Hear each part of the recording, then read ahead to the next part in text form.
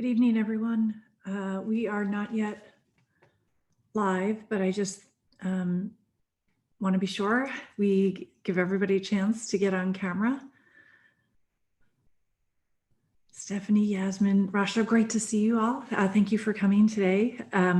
We should be joined by another commissioner and another member of the advisory group, but we will get started on time. For planning purposes, we will be here. Should everybody stay with us who's scheduled to speak, we will be here till 7 o'clock, okay? Maybe a little bit after, just, you know, their logistics always add a little bit of time to everything. Richard, I assume you're reaching out to our missing colleagues. Yes. Thank you.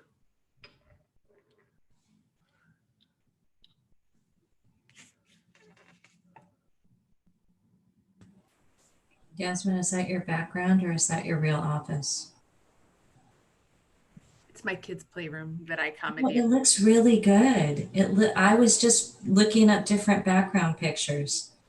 The So shelves look really nice. Yeah, I have this really great library, but when you get close, you see Bear on a bike and all those classics. So What Love we it. call real life. That's real life right there. very much. So we're a minute away. I do plan to get started on time, okay? Even though some of our colleagues may be late, and I will introduce them, so when they join, they've already been introduced.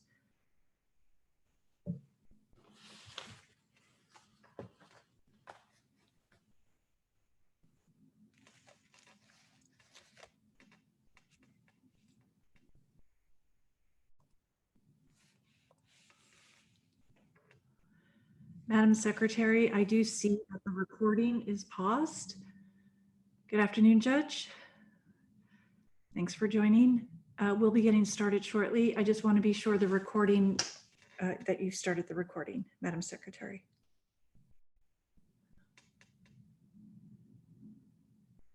Are you there? Maria, Becky?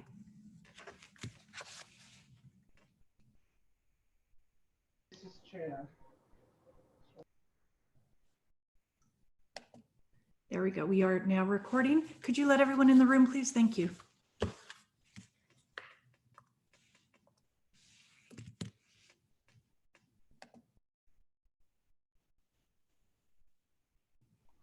The recording is on, ma'am.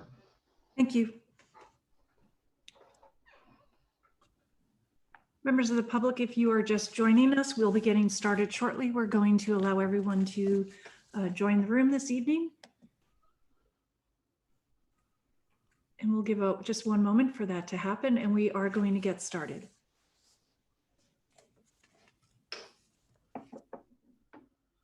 Well, good afternoon and welcome. My name is Eileen Decker, and I'm the president of the Los Angeles Board of Police Commissioners. Welcome and thank you for attending our virtual meeting today. We recognize that these are very challenging times for everyone.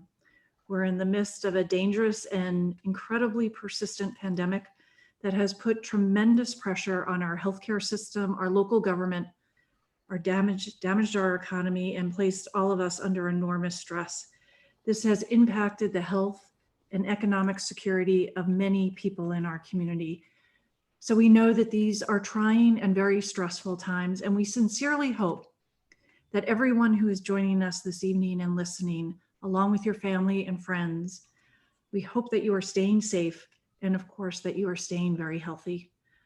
Of course, the pandemic and social distancing required also means that circumstances do not allow us to meet in person and to have a far more direct and personal conversation about police reform and the reform measures that the Police Commission should consider. The fact that we cannot meet together tells you a lot about the unprecedented times that we are living in, and we are truly sorry that that is the case. And we also hope that the circumstances change and that we can meet in the very near future to continue this conversation. Nevertheless, we are very fortunate to have this forum to use and to engage in this conversation.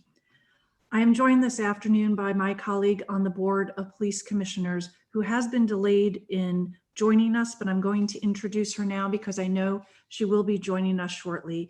And that is Commissioner Lou Kalanche. As I said, she's been delayed, but will join us soon and will have access to the entire proceeding today. Other members of the Board of Police Commissioners, including Commissioners Dale Bonner and Steve Soberoff, along with the Vice President of the Commission, Shane Murphy Goldsmith, have attended the past meetings. This evening, Commissioner Kalanche and I are joined by Mr. Richard Tiefenk. Mr. Tiefenk is the Executive Director of the Commission, who is absolutely invaluable in assisting all of the commissioners in performing our duties. So we thank him profusely for all he does for us. Several commission staff members are also here this evening, and you will not see them because they, of course, work behind the scenes. I'd like to mention specifically Maria Silva and Rebecca Munoz. Other members of commission staff are also here tonight. Many people make these meetings happen, and they have attended all of these forums that we have put together. I want to thank them for their efforts in making these forums possible, for staying late, and for the disruption these meetings have caused to their normal work schedule. I thank them for their dedicated public service. This evening, we are also joined by several members of the Advisory Committee on Building Trust and Equity. If you are not familiar with this group, it is a group of people that I convened to assist in accelerating the work of the Police Commission. And today we are joined by several of those members who I'd like to introduce to you now. First, Rasha Shields. Ms. Shields is a partner at the law firm of Jones Day. She is the president of the Arab American Lawyers Association of Southern California. And I'm very pleased to say that along with Mr. Byron McLean, has agreed to serve as a co-chair of the advisory committee. Welcome, Ms. Shields. In addition to Ms. Shields, today we're joined by additional members of the advisory committee, and I'll introduce them in alphabetical order. Yasmin Cater. Ms. Cater is a former federal public defender in California and in New York, and a former trial attorney in the Civil Rights Division of the United States Department of Justice. The Honorable Jay Gandhi. Judge Gandhi is a professional mediator and a former United States magistrate judge. And Stephanie Yanakura. Ms. Yanakura is a former acting United States attorney under President Obama and currently works on crisis response, compliance, and policy matters. I thank all the members of the advisory committee for accepting the invitation to serve, but most especially want to thank those who are attending this evening. I truly appreciate your presence here tonight. Now, not all of the members of the advisory committee are present tonight, obviously. At each of these forums or listening session, a different combination of members of the Police Commission as well as members of the advisory committee have attended, all of whom have access to the recordings of all of these meetings. And with respect to the advisory committee, there are 16 people in total on the committee. They represent a collection of policy specialists, legal experts, and community leaders who I'm charged with assisting me in conducting a comprehensive review of LAPD policies and procedures and delivering recommendations for additional reforms. In short, I have asked them to assist me in accelerating the work of the Police Commission. Their efforts are compatible to and complementary to the ongoing efforts of the Police Commission in doing its oversight. But specifically, I have asked the advisory committee for their assistance in 5 areas: a review of discipline and accountability, assessing current policing reform proposals being considered throughout the country, evaluating the implementation of past LAPD reform proposals, examining the LAPD's recruitment, hiring, retention, and training process, and analyzing data collection and retention practices. Now, these, of course, are not the exclusive areas that are important for police reform, but they are each independently and collectively important for mapping out the future of the Commission's work in its oversight of the LAPD. And these are the areas that I truly believe and certainly hope that these are the areas in which significant progress can be made in the months ahead. Now, not coincidentally, these are also the 5 areas that we have asked all of this evening's presenters to address. And we look forward to hearing from all of the speakers. By the way, I should add that on each of the evenings where we have met to hold these forums, we have had a different number of people scheduled to speak. Along the way, we've tried to accommodate everyone's schedules as best we can. But this last session, the last scheduled of this particular series, we have more people scheduled than we have in the earlier ones. So this is the 5th in the series of 5 community forums that have been scheduled on behalf of the commission. This is not the end of the process of listening to the community. In fact, the Board of Police Commissioners is planning additional measures to engage with the community. This is just one part of that process. So we are here this afternoon, and we have been here each of the Thursdays since the beginning of September because of this very important moment in time. It is because the last few months have highlighted what many have been saying for a very long time, that more must be done, that enough has not been accomplished in the area of police reform. And the Board of Police Commissioners is deeply committed to doing much more. Our current efforts summed up, the current efforts we are engaged in this evening and with all the forums and with the advisory committee are summed up, I think, wisely by the words of former President Obama, who said, "When any part of the American family does not feel like it is being treated fairly, that's a problem for all of us. It's not just a problem for some. It's not just a problem for a particular community or a particular demographic. It means that we are not as strong as a country as we can be. And when applied to the criminal justice system, it means we're not as effective in fighting crime as we could be." These forums are part of our effort to ensure that every person in Los Angeles feels they are being treated fairly and equally. And these forums and the current work of the advisory committee and the ongoing work of the police commission are an effort to do more to achieve that goal. We know we have a lot of work to do. These forums are one part of the process. These forums are designed to be listening sessions. We seek to hear your ideas in the 5 areas that I highlighted. For that reason, we will not be asking questions this evening, even though I know all of us will have a lot of questions. But it is far more important that we take time to listen. And we feel it is extremely important that we listen to ideas on police reform. In addition, we have opened up an email address for those of you wishing to offer ideas and suggestions in writing, and I encourage all members of the public to submit your ideas. The email address is policecommissionadvisorycommittee@lapd.online. I'm going to repeat that. It's Police Commission Advisory Committee, one word, Police Commission Advisory Committee @lapd.online. So as we begin tonight, and as we have begun each of the listening sessions, I've asked the panelists and members of the community to reflect on the opening passage of the 2015 report of the President's Task Force on 21st Century Policing. It began as follows: "Trust between law enforcement agencies and the people they protect and serve is essential in a democracy. It is key to the stability of our communities, the integrity of our criminal justice system, and the safe and effective delivery of policing services." Now, there are many older reports and many more recent reports that all cite to the highlight and the importance of building trust, addressing systemic issues, and ensuring that all members of our community feel that they receive safe and effective policing services. This is clearly a matter we all must work on together in order to be successful. And I do hope tonight, and the ongoing work of the Police Commission, brings us closer to that goal. And I'll just note Commissioner Calanche, who I previously introduced, has now joined us. I knew she did get delayed, and we so welcome you in joining us tonight, Commissioner. Thank you. Sorry about the being late. That's fine, no problem. Great to be here. I will now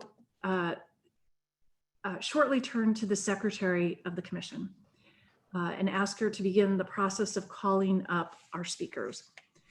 But first, a quick note to all of our speakers. Thank you to all of you who are attending this evening. We greatly appreciate it. Thank you for presenting. When you are brought up to the screen, you will have 10 minutes on the clock. You can use all or part of that time, but you cannot use more. At the 1 minute mark, if I feel that you're not quite at the point where you're winding up, I will let you know you're at the 1 minute mark. And at the 10-minute mark, I will have to interrupt you and ask the Secretary of the Commission to move on to the next speaker. I do apologize in advance for this, but I must be fair to all of the speakers, not just who are presenting this evening, but who have also presented in the past. We do have a large number of speakers this evening, and we do very much look forward to everyone. With that, Madam Secretary, would you kindly call up the first speaker for this evening? Our first speaker is Dominique Johnson from the Center for Policing Equality. Welcome, Ms. Johnson. And while the Secretary brings you up, it always just takes a moment.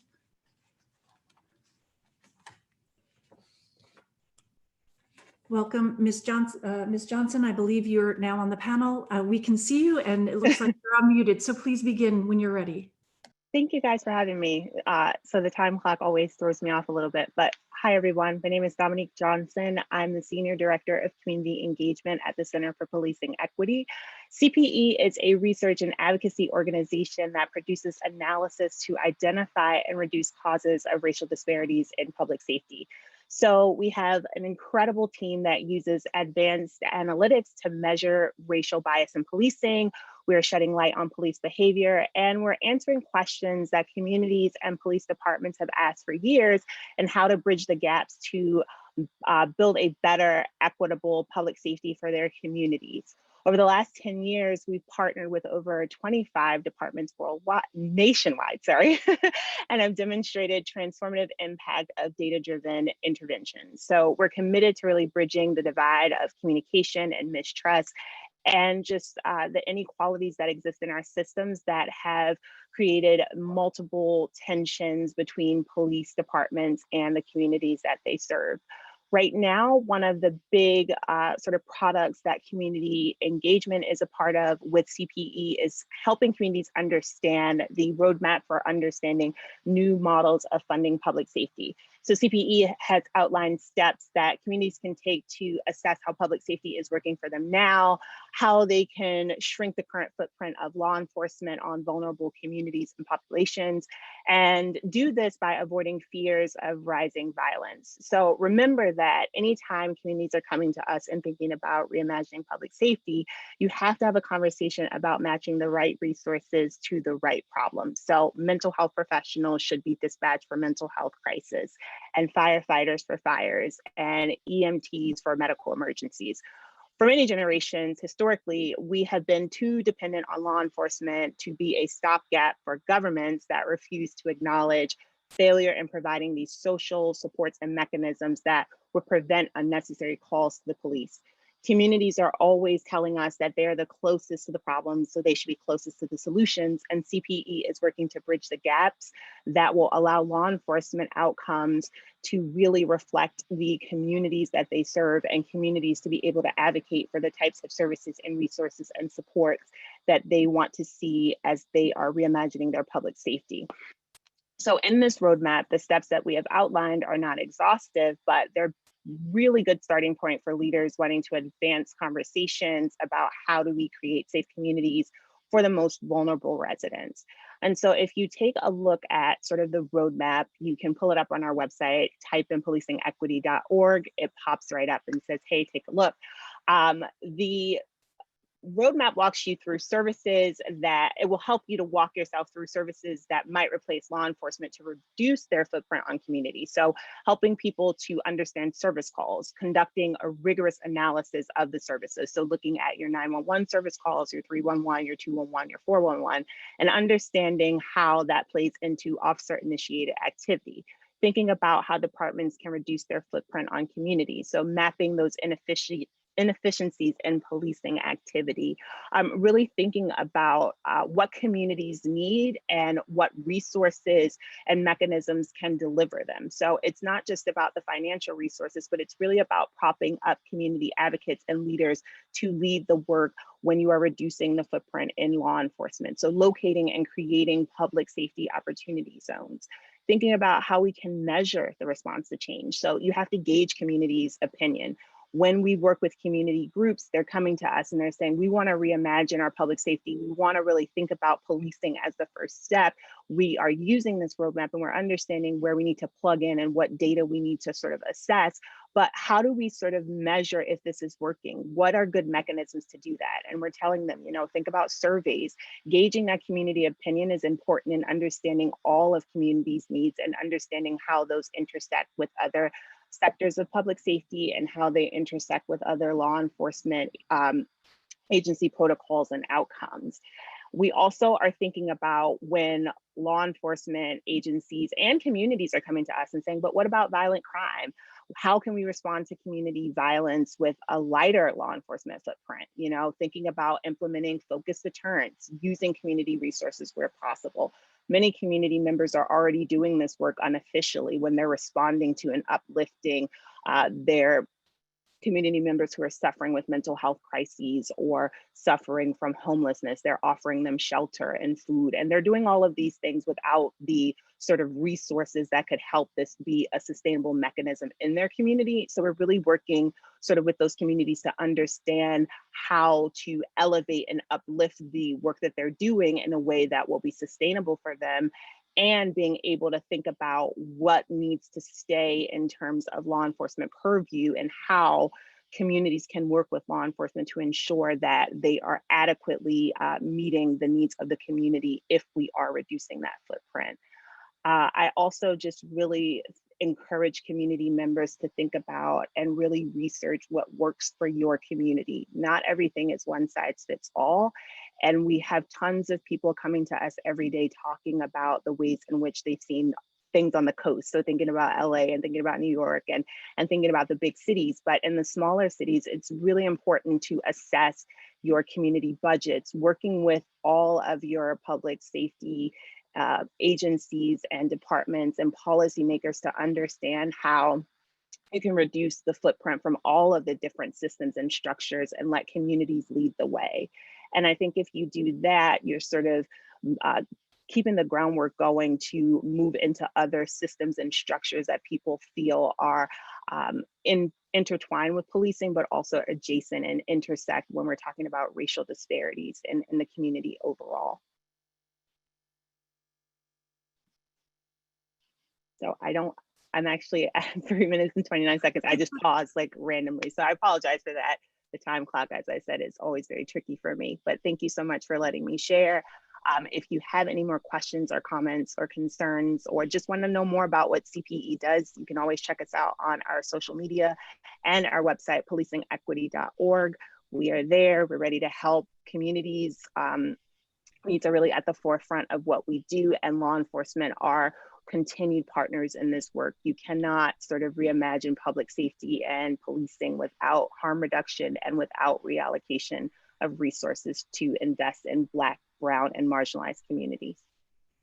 Thank you for that, Ms. Johnson. I'm sorry, just to confirm, you've concluded, right? Okay. Yes, concluded. Thank you so much. Thank you. And I do think the timer throws all of us off. So it's a normal human reaction. I do want to thank you for coming tonight. I know you're on the East Coast. It's dark in my garden, so I'm sorry about that, you guys. I look like a ghost. Even later for you than for us, but we realize it took a great effort for you to come tonight. So we're very appreciative, and thank you for the totality of your comments and working with so many communities around the United States. I know we have a lot that we can learn from your work. So thank you for coming tonight. Truly appreciate it. I know we'll be in touch. So thank you. Of course. Have a good night, everyone. Talk to you soon. You too. Madam Secretary, would you bring the next speaker up, please? Okay, our next speaker is Commissioner Courtney Morgan Green and Francisco Ortega, City of Los Angeles Human Relations Commission. Very good. Welcome, Commissioner and Mr. Ortega. It'll just take a moment to bring you up.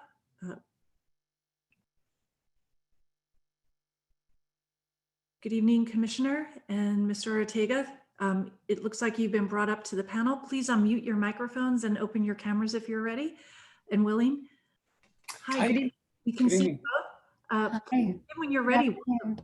I'll start. So, hi, good afternoon, commissioners. My name is Francisco Ortega, and I help oversee the Human Relations Commission for the City of Los Angeles.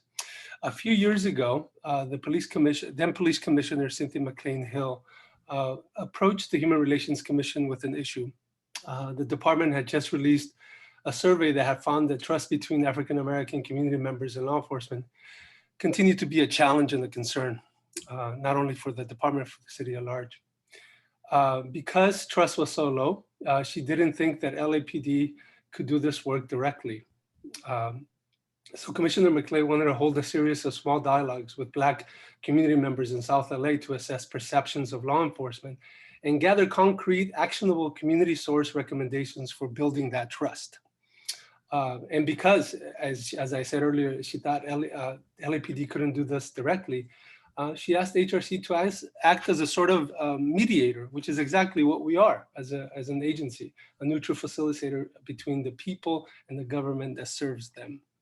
We accepted the opportunity to partner with the Police Commission, who voted to approve the Dinner Dialogue pilot project and requested a full report of our findings, which all of you have, and we've submitted to the Commission. In total, the Human Relations Commission held 9 dinner dialogues with Black youth and adults in South Los Angeles to create the most authentic and honest conversations possible. Our methodology followed the same. This was sort of what we followed. We did groups that no more than 10 to 12 participants.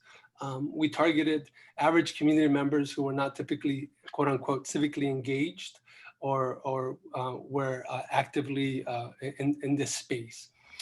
There were no LAPD officers present at our focus groups. At times, an HRC commissioner or a police commissioner were in attendance, but were asked to not participate in the conversations. Again, this was more of an exercise in listening for our commissioners and for the city and for officials at large.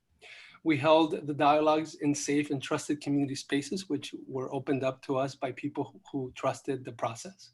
And we did it over a meal. Cynthia McLean Hill was so gracious and generous. She funded and covered all food costs for each and every one of the 9 focus groups out of her own expense. HRC facilitators, of course, asked open-ended questions to spark conversation. And we did our level best, absolutely our level best, not to interfere in the natural flow of the conversation between these participants. And these conversations lasted around 2 hours each. I want to now, our findings, of course, will not surprise you or shock this board. They are, the county HRC found and presented similar to you last week.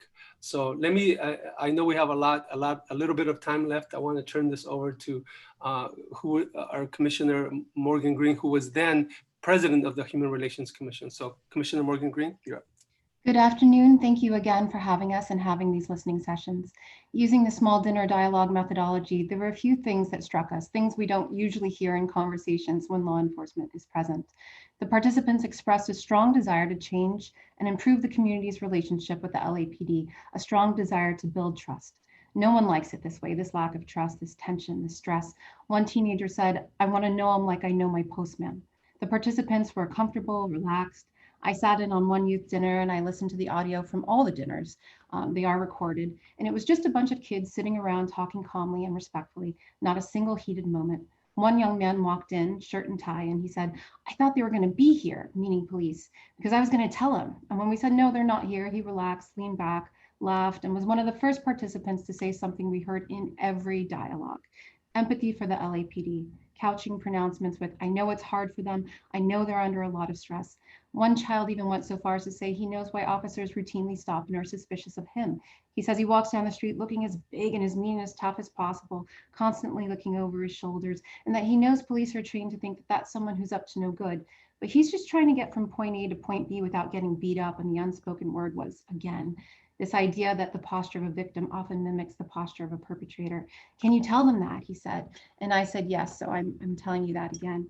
In the small group format, they were comfortable, they were open, they were sharing deeply personal experiences, sharing historical and current community perceptions, offering thoughtful ideas to how to improve and build trust. We found the same interrelated themes running through all of the dinners, youth and adult. They are transparency, accountability, training and procedure, community engagement, and fundamental fairness. Now, our report was created in 2019, and we all know 2020 has brought a lot of changes. In fact, the HRC has experienced a change and is now housed under the new Civil and Human Rights Department led by Capri Maddox. But while the landscape has changed, these voices remain relevant and are essential to helping us meet this moment. Today, we will view the report and findings through the lens of 2020. The community recommendations are listed in Appendix H of our report, and we're hearing many of the same reforms being called for and enacted today. I'll go through just a few. In terms of transparency, be as transparent as possible in policy, procedure, training, hiring, the complaints process, and discipline. Where there are laws and policies preventing that, work to change them. In terms of accountability, incentive systems, both in policy and in practice, should not reward negative interactions with the police, such as number of arrests or clean shootings, but should rather reward positive interactions with the community. Make accountability transparent. Employ an independent use of force review panel in addition to the civilian oversight panel, and give these panels disciplinary power. Work to make discipline transparent. I'm a lawyer. If I'm disciplined, it appears on the California State Bar website, and it should. Conduct random audits of the body worn, compare them to police reports and complaints, overhaul the complaint system for transparency, accountability, and effectiveness. In terms of training and procedure, the community was concerned with hiring. Advertise and change policy and procedure that works to exclude the local community, such as psychological evaluations, credit scores, neighborhood and family associations. Hiring from the community is an act of trust, creates good jobs, and keeps LA dollars in LA.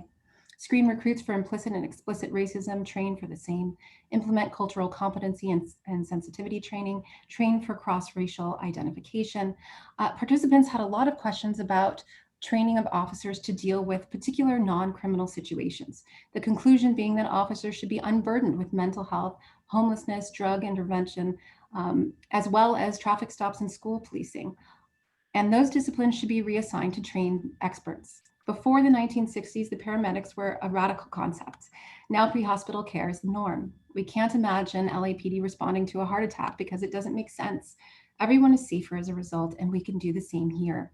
Officers should be able to concentrate on those things that make the average Angelino know we need law enforcement, which is real, actual crime. In terms of engagement, there were talks of everyday indignities, rudeness, impatience, a lack of common courtesy and disrespect, including light shined in faces and profanity. That Black people are largely not seen by police as valuable members of society deserving of service and protection, but rather as the threat to society. That officers in South LA are trained to believe that their jobs are to protect Los Angeles from the people of South LA, rather than to protect and to serve the people of South LA. The constant question, are you on probation or parole? The assumption that you're a criminal that needs to be feared until you prove otherwise. There was a repeated refrain from community that officers just get out of the car and talk to community members, not on a stop or to gather intel, so that not every interaction is negative. One child said, I wish they would say hi, ask how we're doing. They should know that people probably won't trust it at first, but they should just keep doing it until it becomes normal. There was a lot of conversation about how the community should behave during interactions with the police, when fear and historical trauma can trigger fight or flight, literal anger or running away. Our conclusion is that the onus should not be on untrained children and adults to de-escalate and cope in a situation, but on the trained officer to be empathetic, even in the face of anger. In terms of fairness, there was a lot about how the community wants to be treated the way affluent white communities are treated, that different communities are offered different faces of the LAPD. As someone who grew up in Brentwood and is now raising a family in South LA, there is merit to this. I'm the same person in both places, but I'm not treated the same in both places. There's a conversation about how south of the 10, there's a push to containment, to arrest, to interfere and intervene with people's lives. The LAPD knows how to be community oriented and service oriented because they do it every day, north of the 10 and west of La Cienega. And that model needs to be expanded to the entire city and be offered no matter income or color. What they're talking about is over policing. And again, I'll say the most drugs I ever saw were in white communities, but there were no random stops outside of the frat houses, no discussion about how white kids at my high school, my friends, needed to get their lives on track. No thought that LAPD intervention would be helpful in that regard. In fact, it was openly acknowledged that LAPD interaction would derail a child. We know that the police are not solely responsible for society's ills. That being said, policing is a critical point of interaction where trust, social justice, service, and safety can be built. Critical to the reform process is to continue doing what you're doing, continually grow and evolve to meet the moment by continually listening to the community you serve, to make a commitment to continued and ongoing dialogue. Thank you. Thank you, Commissioner. I can tell that you're used to having a timer being displayed for your meetings as well. But more importantly, I would like to thank both of you Mr. Ortega, Commissioner, thank you so much for coming this evening and providing such a concise overview of your report, which is very detailed and packed with very important information. I had the benefit of going to 2 of those meetings. They were wonderful, as well as listening to the recordings of the others. The dialogue was impactful. And I truly appreciate you coming this evening, sharing that information more publicly. I know Commissioner Bonner and I have been following up with this and will continue to do so. And Mr. Teefank, could you please be sure that all commissioners as well as members of the advisory board have access to that report? I just want to be sure that that is circulated. So thank you. Will do. Thank you. Thank you so much. Have a wonderful evening. Thank you, Commissioner. You as well. Thank you. Thank you. Madam Secretary, our next speakers, please. Our next speakers, Professor Tracy Mears and Caroline Sarnoff of Justice Collaboratory, Yale University. Very good. As we wait for the next speakers, I'd like to welcome them as they are brought forward to the panel and welcome them. I see they have, you've both been elevated onto the panel. If you could open your microphones, as well as if you choose to use your camera so we could see you. Welcome. We greatly appreciate both of you being here this evening. Thank you for joining us. Please begin when you're ready. Great, thank you. I'm so glad that we are given the opportunity to speak here tonight, especially at the time that you've chosen right after Commissioner Morgan Green, because I think some of the things that we're going to share align very well with the report that she just summarized.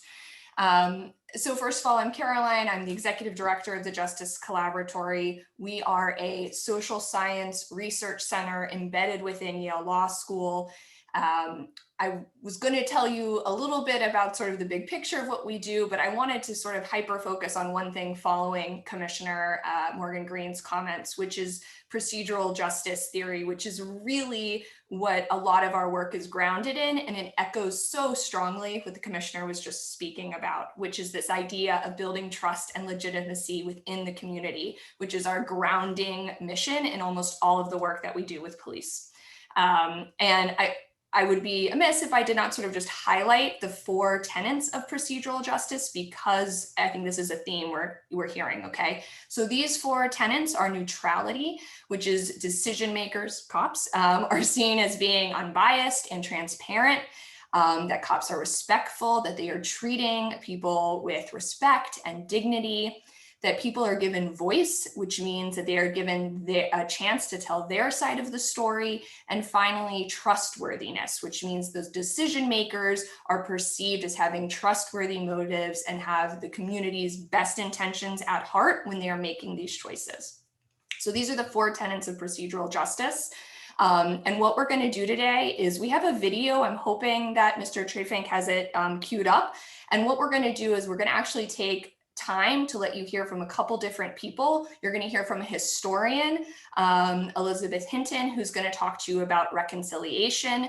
You're going to hear from Camilla Grip. She's a political scientist telling you about one of the largest procedural justice trainings in the Americas with Mexico City Police Department. You will hear from Tom Tyler, who will need to be made a panelist so he can talk. And he's going to tell you a little bit about how important it is to hear community's voice when we are focusing on trust and legitimacy. And then finally, we will wrap up with Professor Tracy Mears, who is also a member of Obama's Task Force on 21st Century Policing. So with that, Mr. Teefank, you can go ahead and show that video. We'll have about 2.5 minutes from Elizabeth and Camilla, and then we'll hear from Tom. I'm sorry, Caroline, we did not receive the video. I'll check with our board secretary. Did you That's get it? okay. I can summarize. I was Okay, I'm prepared sorry, for we this. did not get it. I was prepared for this because maybe we can make sure we share this with you afterwards. You can also all visit us on our website, Yale Law School Justice Collaboratory, on Twitter at JCollaboratory. I will post all of these materials. So the first thing that we heard from was Elizabeth Hinton. Elizabeth is a historian, and one of the things that she focuses on is to move forward, you have to address the past. And I think particularly in Los Angeles, there's a real need to go back and acknowledge sort of a historical accounting of past grievances within the community. She has spent the last 4 years working with Chief Jones in Stockton to do this. He gave her sort of unprecedented access to his files, and then they've hosted a series of listening sessions that went through and very purposefully addressed these issues as a way to reconcile and to start building a relationship with the community again that we think of this as a community bank of trust, right? And it takes a lot to make a positive deposit in the bank, but the tiniest grievance can really make you negative in that community bank account. So reconciliation efforts, particularly ones that are sincere and are perceived as sincere, go a very long way in building the community trust bank. So that's the work that Elizabeth does. And this is something we really like to think about when we talk about holistically moving forward with police reform, is the role that history and reconciliation plays. The other part that we wanted to talk to you about is a procedural justice training. Obviously, the conversation right now is very much focused on training. This was a 3-day training. They trained over 1,000 officers in Mexico City. They had a very unique way of evaluating this, where it was just not a pre-post survey, but what they did actually is they did like a secret shopper where they hired actors to interact with cops who had received the procedural justice training and then saw how they reacted. The results showed wonderful behavioral outcomes. They saw reduced use of force, complaints, but they also saw things that really matter, like officer wellness. The officers felt way more satisfied in their job. They felt well aligned with the mission of the police department. They felt proud to be a police officer, and they started to respect and understand their community. Again, this is one of the largest police forces in the Americas, so this is huge that they were able to implement this. It was so effective that the country of Mexico is actually rolling this out to police departments across the entire country. And this is based on the procedural justice training that was developed at the Justice Collaboratory with Tom and Tracy as part of Obama's national initiative. Like drinking water from a fire hose, I know. So I'm going to go ahead and hand it over to Tom to talk about a new survey that we're working on. Thank you. So I'm Tom Tyler. I'm a professor at Yale Law School and also a member of the Justice Collaboratory. And I was asked to talk about our community vitality surveys.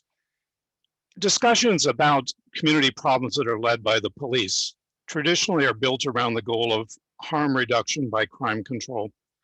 And it's in that spirit that we all have these discussions that you're having tonight about community trust and working with the police.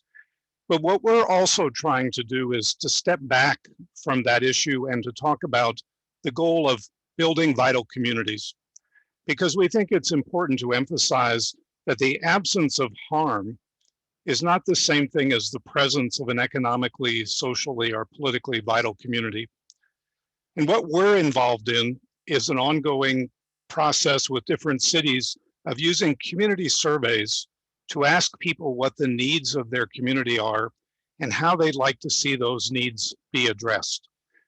This needs-based model allows us to consider the role of community organizations, social welfare agencies, and the police, both traditional police and reimagined police, in addressing underlying community needs.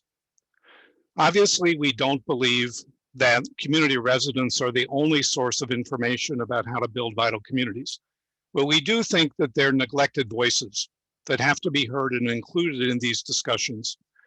We combine the views of residents with the expertise of the police and government leaders. By focusing on the goal of building vital communities and by broadening the voices that are involved in the discussion about what the needs of the community are, we've shown that we can heighten everyone's identification with and engagement within their own community. So we don't just try to reduce crime, but we actually try to pivot and build strong communities. Because even police chiefs say you can't arrest your way out of crime. You have to build the community to address the problem of crime. Tracy. Can't hear you. I just want to recognize by wrapping up that Tom and I are the co-founders of the Justice Collaboratory. You heard someone speak about the Center for Policing Equity. Phil Goff is our colleague at Yale University. He's another member of the Justice Collaboratory.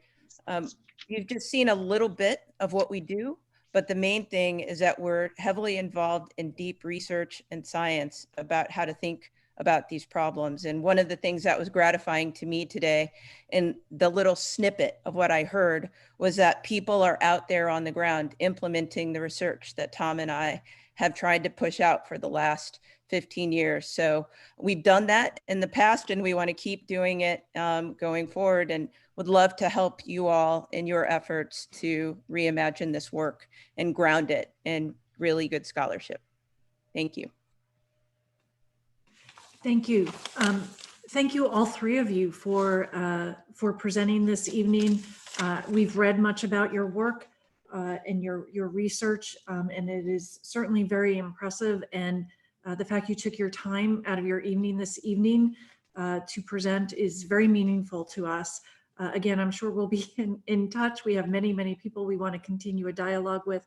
Thank you so much for coming tonight and for being very mindful of the time and the other speakers that we have scheduled. We do appreciate it very much. And we're sorry that the video didn't work, but we will look at it, we promise. Okay. Have a good evening. You too. You too. Thank you for coming. Our next speaker is Jennifer Hart-Dietz from Path Making It Home. Thank you. Ms. Diaz, as soon as you join the panel, we look forward to hearing from you. There we go. It looks like you've joined the panel. Can you unmute your microphone, please? And yes, this is new for me as well. Hi, thank you all. Thank you so much for having me speak on this critical topic. My name is Jennifer Hart-Dietz, and I'm the Deputy CEO and Executive Director of PATH.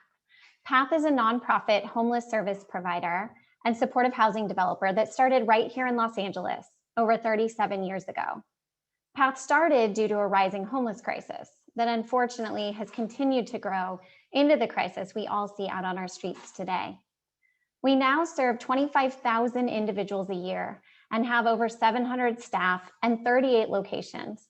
And while our main presence continues to be here in Los Angeles, we have locations throughout the state that give us a vantage point, a way to see the strengths and the areas for improvement here in our hometown.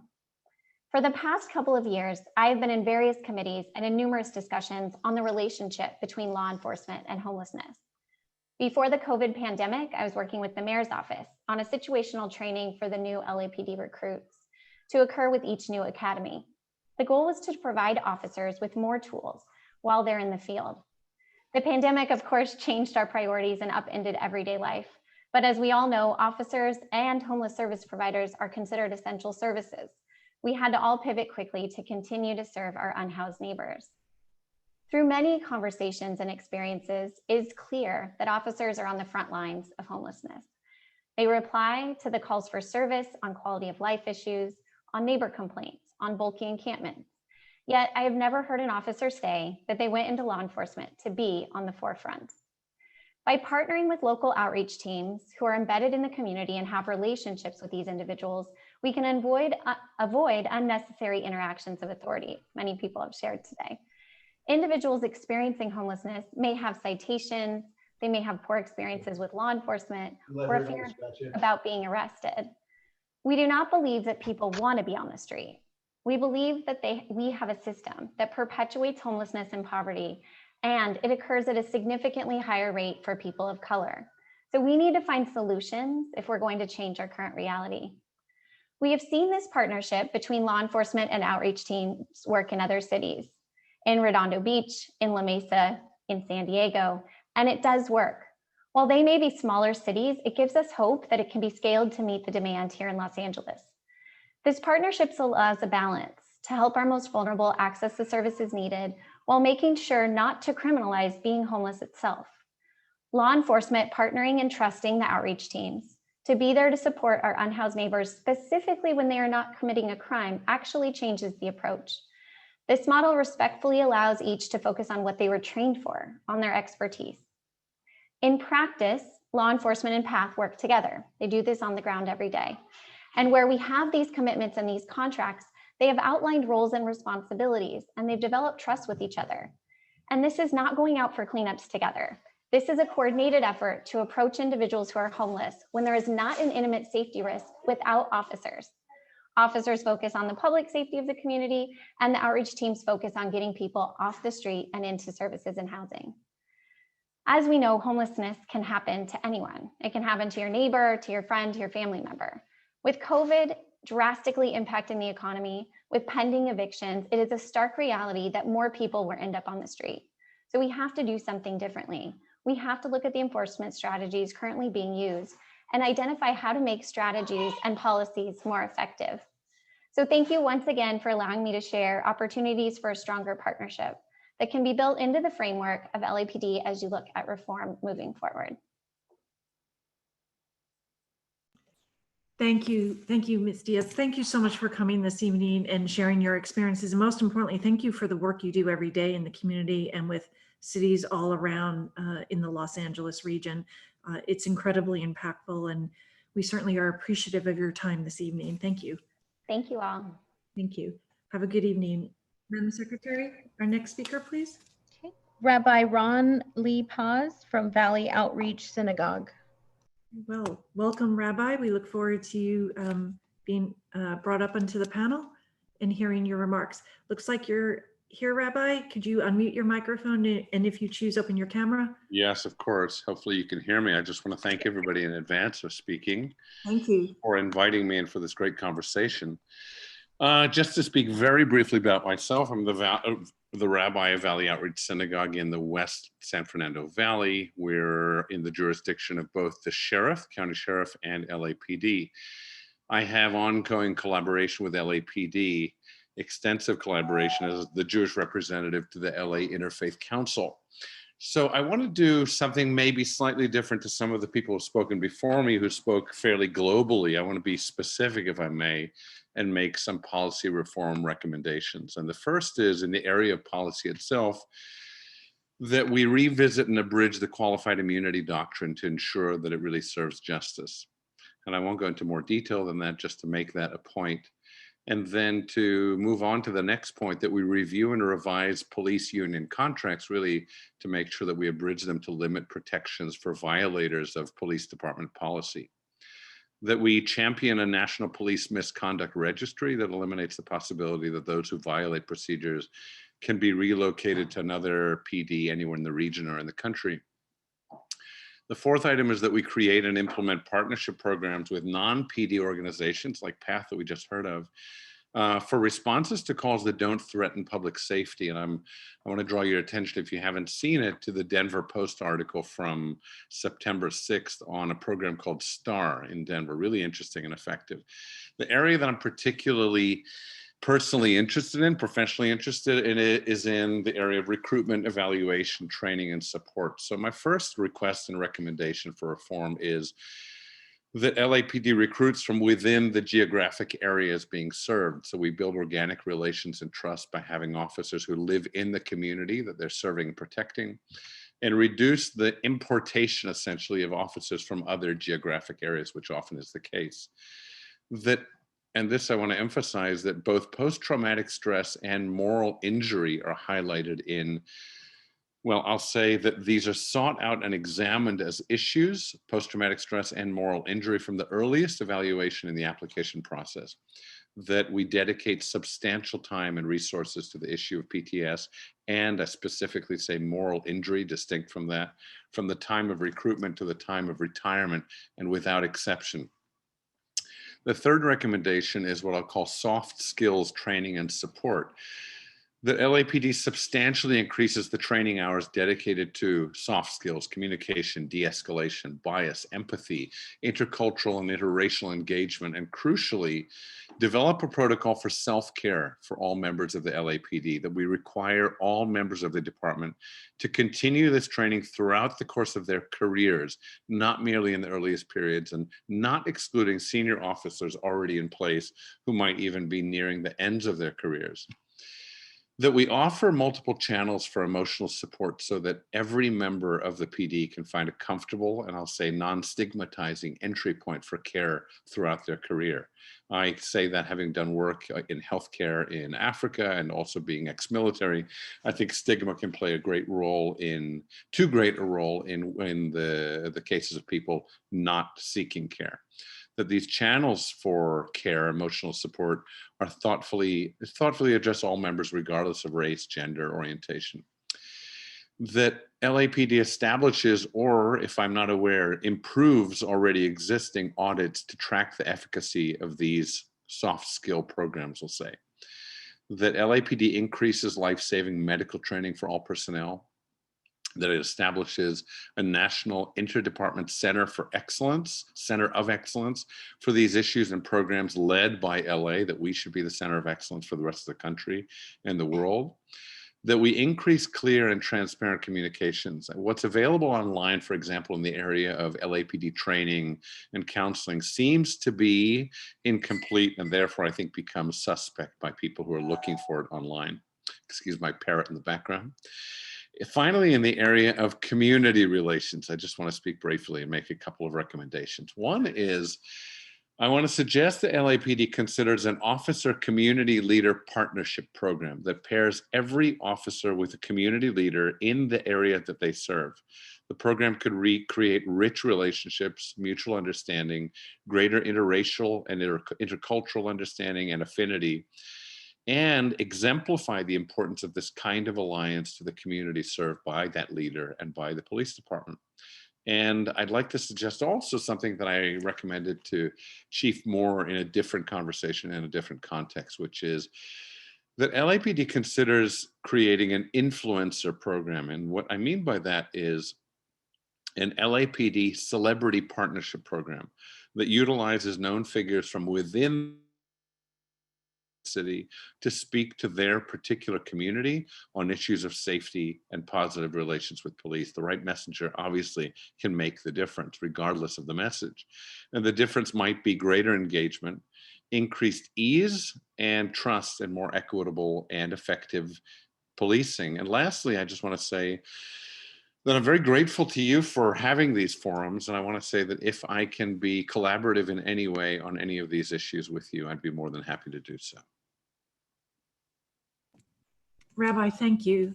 Thank you for your very thoughtful comments. Your recommendations specific to LAPD are very meaningful to us, particularly as you thought about engagement, recruitment, care, partnerships. You covered a wide variety of very important issues, and I certainly appreciate the specificity of your recommendations. Thank you, Rabbi, for coming and joining us tonight. We find it very informative and helpful. Thank you. Thank you, my pleasure. Thank you. Madam Secretary, our next speaker, please. Our next speakers, Hedab Tarifi and Omar Ricci of Islamic Center of Southern California. Welcome, welcome you both. I'll just wait a moment for you to be brought up to the panel. It always takes a moment to bring everybody up. And if you could unmute your microphones and open your cameras if you're so inclined. Good evening. Good evening. One moment. Let's just, there we go. We have you both here. It looks like your microphones are both open. Thank you both for coming this evening and joining us. Please begin when you're ready. Thank you very much. My name is Omar Ricci. I'll use the first 5 minutes of the time here this evening. Omar Ricci with the Islamic Center of Southern California. I've been part of that institution now for over 45 years, and the institution was founded in the early 1950s. I also happen to be a member of this department, the LAPD. I am a 11-year veteran. I'm a level 1 reserve police officer, and I have worked the streets of Central Division, Wilshire Division, Olympic Division, and other divisions in the city, seeing things from the ground level, both at patrol and in community engagement and in counterterrorism and special operations. Just to be clear, tonight I'm speaking solely and representing solely the Islamic Center of Southern California. First, I want to thank you all for engaging in this important and very time-consuming but necessary step for the community. And given the time constraints, I'll sort of cut to the chase. I would urge the commissioners to consider the historical context of the work that you are doing. And I don't just mean the historic context of what's happened in the past several months, but the long arc of history that our city and our nation has in dealing with racial justice. Specifically, the historic negative relations between the African American community, both locally and nationally, should be a focus. And I would also submit that the commission should think large and think bold. I have 3 specific recommendations. Number 1, formulate an extensive academy and in-service training program specifically on the history of anti-Blackness in policing, not just within the LAPD, but nationally. And I know that is a difficult thing for some to hear, but it is a reality that absolutely informs and absolutely plays a role, I believe, in today's historic unrest. What this will do is it will educate all police officers in our department about the historic realities that have occurred against the African American community. That is a reality that cannot be avoided. And it is characterizing rather the social and economic issues that we see today. The second thing that it will do is it will ensure that all new graduates from the academy will have a baseline understanding as they go out into patrol for that first year or 2 years of patrol. And they will have then a mental and emotional context for when people do certain things, yell certain things, say certain things. I myself on several of occasions have been called certain racist names or what have you, and I understand the place from which that comes from because I happen to have taken the time to learn that. But we can't depend upon that coming from the backgrounds that all our recruits have. I think there's something specifically for the African American community that must be formulated, and it cannot be just one day or just a small portion of time. It has to be something that is extensive and engaged in order to provide the context.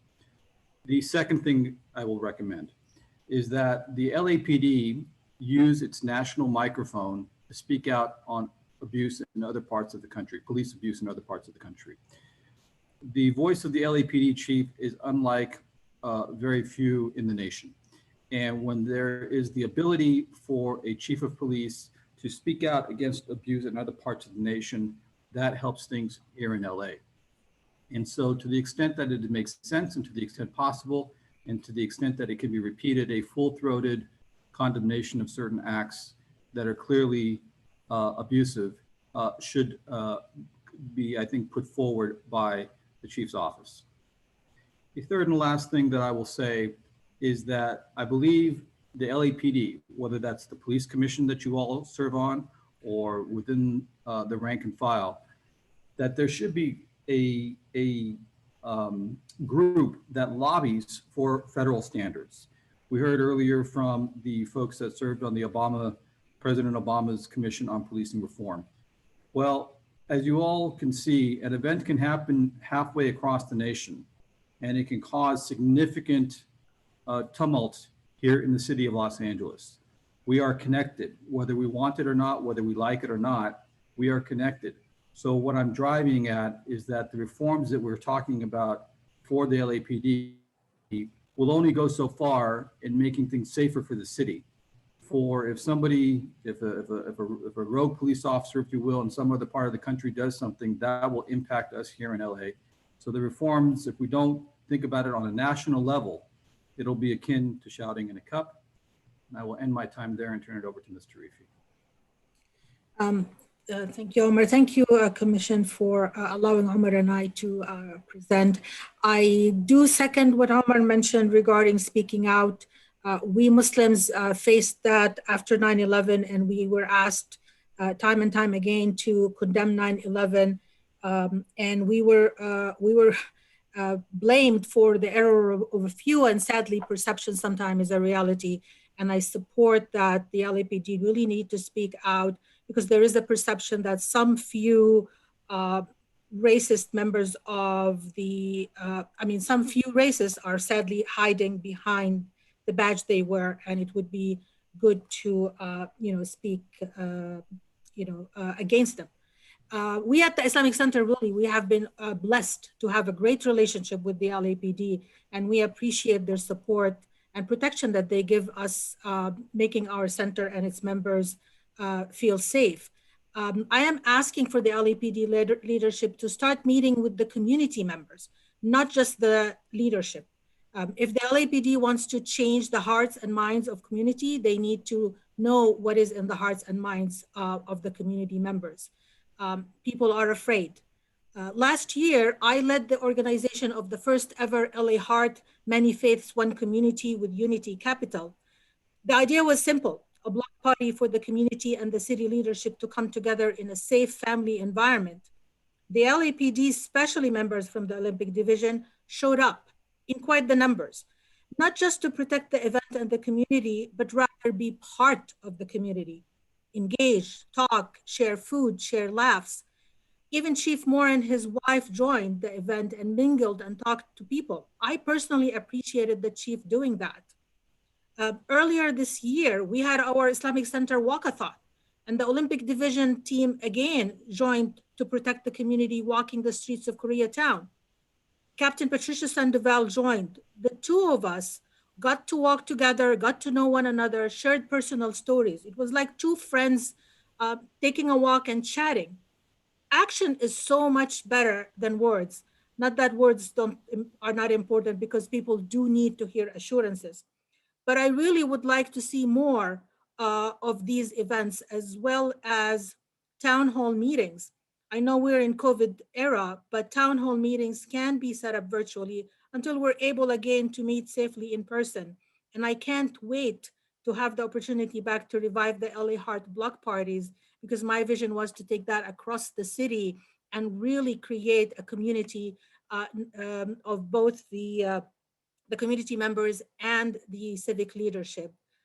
And I think that can really create the sense of family and allow everybody to really feel safe and not afraid from one another. And I hope really that one day we as LA can show the rest of the country an example of how the community and the police come together and create safe haven for everybody. So thank you again for giving me and Omar the opportunity to address the commission. I appreciate that. Well, thank you. We appreciate your presentation this evening. And very importantly, your engagement in the community, your engagement with LAPD, and your wonderful ideas on how it can be more effective, and the importance of speaking up when a wrong is seen anywhere in the world. So thank you for your message this evening, and for all the work that you do with the Islamic Center of Southern California. Thank you for joining us tonight. We look forward to continued engagement. Thank you. Thank you. God bless you. Thank you. Thank you. Madam Secretary? Our next speakers, Rudy Espinoza and Lyric Kilcar of Inclusive Action for the City.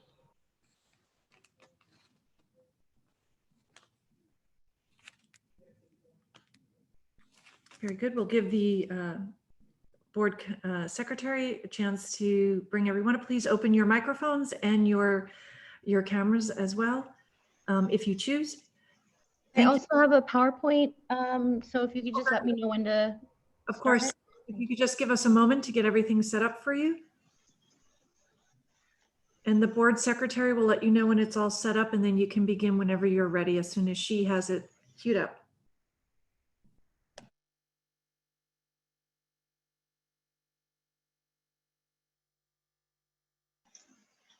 Please feel free to start the presentation.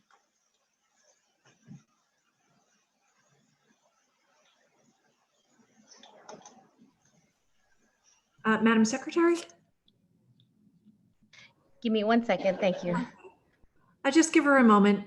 Sure. If just take a second. I love that big clock you all have. We can never be late with that, huh? You'd be surprised. I think the PowerPoint is now up, so. Yes. Thank you. And I guess what we'll do is signal when we want to advance the slides. Thank you so much for having us. My name is Rudy Espinoza. I serve as the Executive Director of Inclusive Action, and I'm here with my colleague, Lyric. Lyric, do you want to introduce yourself? Hi, everyone. Thank you so much for having us. My name is Lyric Kelker, and I'm a senior associate at Inclusive Action for the city. We, hesitantly accepted this invitation because we were not sure if we're the best experts in police reform in the city.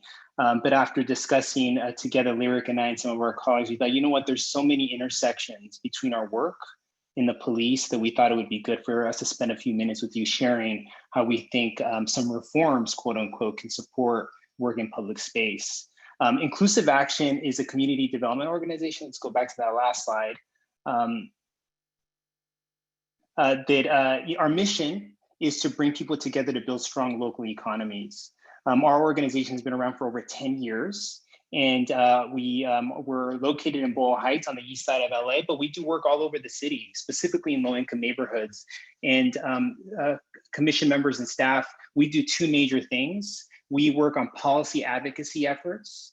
We do research that we hope to inform elected leaders and civic leaders, because we believe the systems that we currently have are not supporting low-income neighborhoods. If anything, the systems that we currently have are creating the conditions that many Angelenos are facing.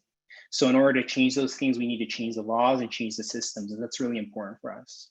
But the second thing that we do is we implement and administer economic development programs, because we believe that we also have to think about how capital moves or how it doesn't move in neighborhoods. Inclusive Action is a community development financial institution, which means that we lend. We provide capital and business coaching to entrepreneurs, the majority of which are street vendors. Let's go to the next slide here. And so I'm going to pass it to Lyric to set a little bit of the context for some of our recommendations. Thank you so much, Rudy. So as Rudy stated, we'll move over to the suggestions for reform. On the next slide, we have a few facts. So 80% of vendors are women, many are seniors, many are undocumented, and nearly all of them are people of color. They often make between $10,000 and $20,000 annually. They're supporting their families, and the work that they do serves a need in the communities that they exist in. They provide food access, and they offer goods that aren't always sold by local stores. So they fill the gaps that other places aren't able to fill. So when a criminal and punitive approach is taken for the enforcement of street vendors and their customers, there's both an immediate impact on the vendor and their family, but also a deep impact to the communities that they serve, especially for those vendors who serve food. So vendors are a source of fresh and accessible food for many communities that are food deserts, but they also provide resources that aren't given to communities that have been left out from certain services. So this punitive approach, when taken to street vending, does three major things. It puts many folks at risk of deportation, and I'll get further into that in a little bit. It deeply disrupts local economies, and it also cuts off communities from services and goods that they need. So because of where street vendors exist, this means that these disruptions happen in neighborhoods with high percentages of Black, Latin American, and Asian American descent residents. So on the next slide, I'd like for us to consider what the fiscal impact of supporting street vendors instead of pushing pathways for deportation could look like. So by the nature of the work, LAPD involvement and enforcement of sidewalk vending is punitive. Through executive orders from this administration, citations and misdemeanors can catalyze deportation processes for many of our members. We do have vendors within our base who have been harassed and cited by LAPD, essentially moving them towards this deportation process. Instead of having the police involved in these processes, the money saved can instead go to education and outreach to support the vendors and communities. We need to be thinking through the fiscal impact that an economy of care and support will have on the neighborhoods that have been long neglected. The money saved from the right resources being paired with the right issues, and I'm taking from the words from Dominique, who we heard earlier today, this should be the lens through which we think about for compliance. So now I'm going to pass it back to Rudy to talk about more concrete examples. So folks, next slide, please. You may be like, why are these people talking about street vending? Street vending is one of the major initiatives that our organization has worked on with many organizations across the city. You may know that up until recently, LA was one of the only cities in the country that did not have a permit system for sidewalk vendors. And in fact, even though we're celebrated for a street food economy, we were criminalizing vendors, and the LAPD, as Lyric mentioned, had a big hand in that. Even though in the city, Streets LA implements this sidewalk vending program, we see oftentimes that the police department is brought in to back them up. And as Lyric mentioned, there's a criminalization that takes place that especially for undocumented street vendors, that really puts them in a bad situation. And for anybody that's interested, there's an estimated 50,000 street vendors. So this is a huge segment of our economy that we're talking about, Angelenos, that are really vulnerable to the LAPD. What are examples of alternatives that we can do? The first is we think that we need to narrow and eliminate the scope of LAPD involvement. We don't believe necessarily that it'll be helpful for us to pair street vendors and create friendships between armed police officers and street vendors. We think we really need to eliminate the scope that the LAPD has in street vending enforcement. We've had several conversations with LAPD executives about this. For the most part, they agree. They don't agree that an LAPD officer should be spending 8 to 10 hours of time providing citations to vendors, doing inventory of all this stuff that they're going to confiscate. There's better uses of time and resources for that. Instead of investing in criminalization, is the second recommendation we have here, is we think we need to invest in education and outreach. If we really want to have a healthy economy and we really want to support vendors in entering the formal economy, we need to invest in education and outreach. A lot of the entrepreneurs that we work with through our loan fund and through our advocacy efforts are coming from a vulnerable place, and we need to meet them where they are. And then the last is we want to call out that there's been some violence, some random acts of violence around street vendors. And we've received calls from various stakeholders in the city about what can we do to protect vendors. We're seeing these Instagram videos of vendors getting robbed and harassed. And one of what we tell folks is vendors don't feel safe out there. They are certainly not going to call the police. They're not going to call Streets LA when they see trouble. We need to think about how do we establish ways to take care of vendors in a way that doesn't penalize them. And so and we really need to think about how do we promote conversations that address the violence in a way that's really focused on care and support for the entrepreneurs that many of us know and love. And so with that, that's the end of our presentation. I think we got 2 minutes left. Let's do the next slide. I think is just a thank you. So thank you very much for listening. Well, thank you very much for coming. And to answer your question from the beginning, yes, your presentation is very appropriate for this forum. We very much appreciate the fact that you came forward. Everyone should have an opportunity to speak and present their perspective on police reform. And what you presented today is a very important issue. And thank you for the work you do in the community with a very vulnerable population. Thank you for coming this evening. We appreciate it. Have a great evening. Thank you. Our next speaker, Michelle Paris from Vera Institute.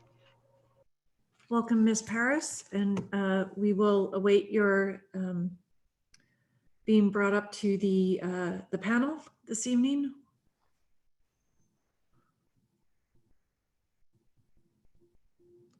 Welcome.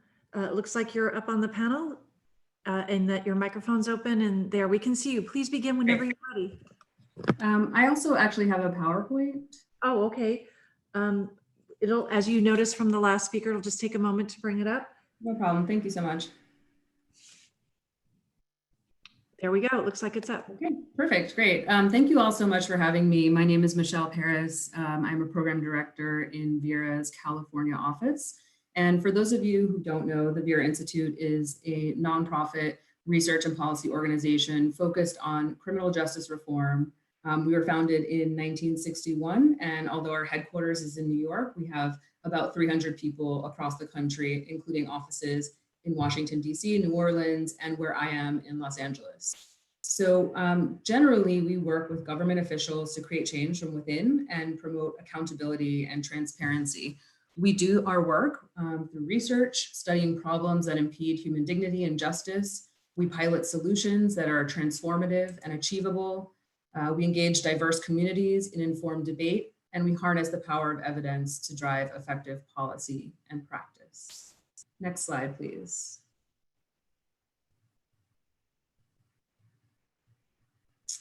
Next slide, please. So today, in terms of reform proposals, I'd like to talk about budget justice and policing. So at Vera, we've been looking into local budgets and exploring the expenditures that cities and towns spend on policing and jails and other government institutions like education and social services. So we've been helping to digest this information and make it accessible to drive current advocacy and policy conversations. Next slide, please. So what is budget justice in the policing context for us? Well, over the past decade, police budgets in cities and counties have grown. At the same time, investments in education, social services, parks, and housing have declined. And of course, we've seen the impacts of that locally in the news. Last year, there were over 36,000 homeless people living in the city of Los Angeles, with Black people being 4 times as likely to experience homelessness as white people. We hear about people with mental health needs or substance use disorder not getting access to proper treatment because the resources don't exist in certain communities. And we know that Black people in Los Angeles are disproportionately incarcerated. So this year, sparked by the tragic deaths of people like George Floyd, we've seen communities in LA and across the country demanding that we actually think critically about how local governments are allocating resources and ask ourselves, where are we asking the police to do more than they should be doing? Next slide, please. So this is just a little bit of information on policing's national current footprint. And we see this as really a crisis of over-policing. We know that people are calling the police, around 240 million calls a year, but the vast majority of those calls don't result in arrest.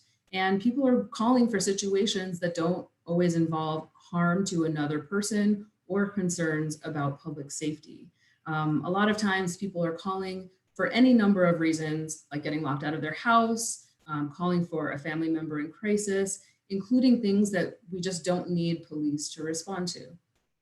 Next slide, please. And on the previous slide, you saw that nationally, only 5% of these calls are for things that one would consider a crime of violence where physical injury happened to another person. The LA Times found that less than 8% of calls to the LAPD are for reports of violent crimes, and that more often police are using their own discretion to stop drivers and pedestrians for quote unquote perceived violations. This tells us that we can have a different response, at least to a significant number of the calls for help. Next slide, please. So, one of the most central tenets of this work is making sure that police are accountable to the communities they serve, and that includes people harmed by policing. And so, I think the quote that you all started with today really resonated in terms of this perspective. This statistic at the top of 1,254 people depicts all the deaths documented in the last 5 years, and that number could be larger. So, for some communities, coming into contact with the police can be life-threatening. And Black people are 9% of the LA County population and 31% of people in the jail. And we also know that while the number of shootings and fatal shootings by LAPD have gone down, use of force has actually gone up.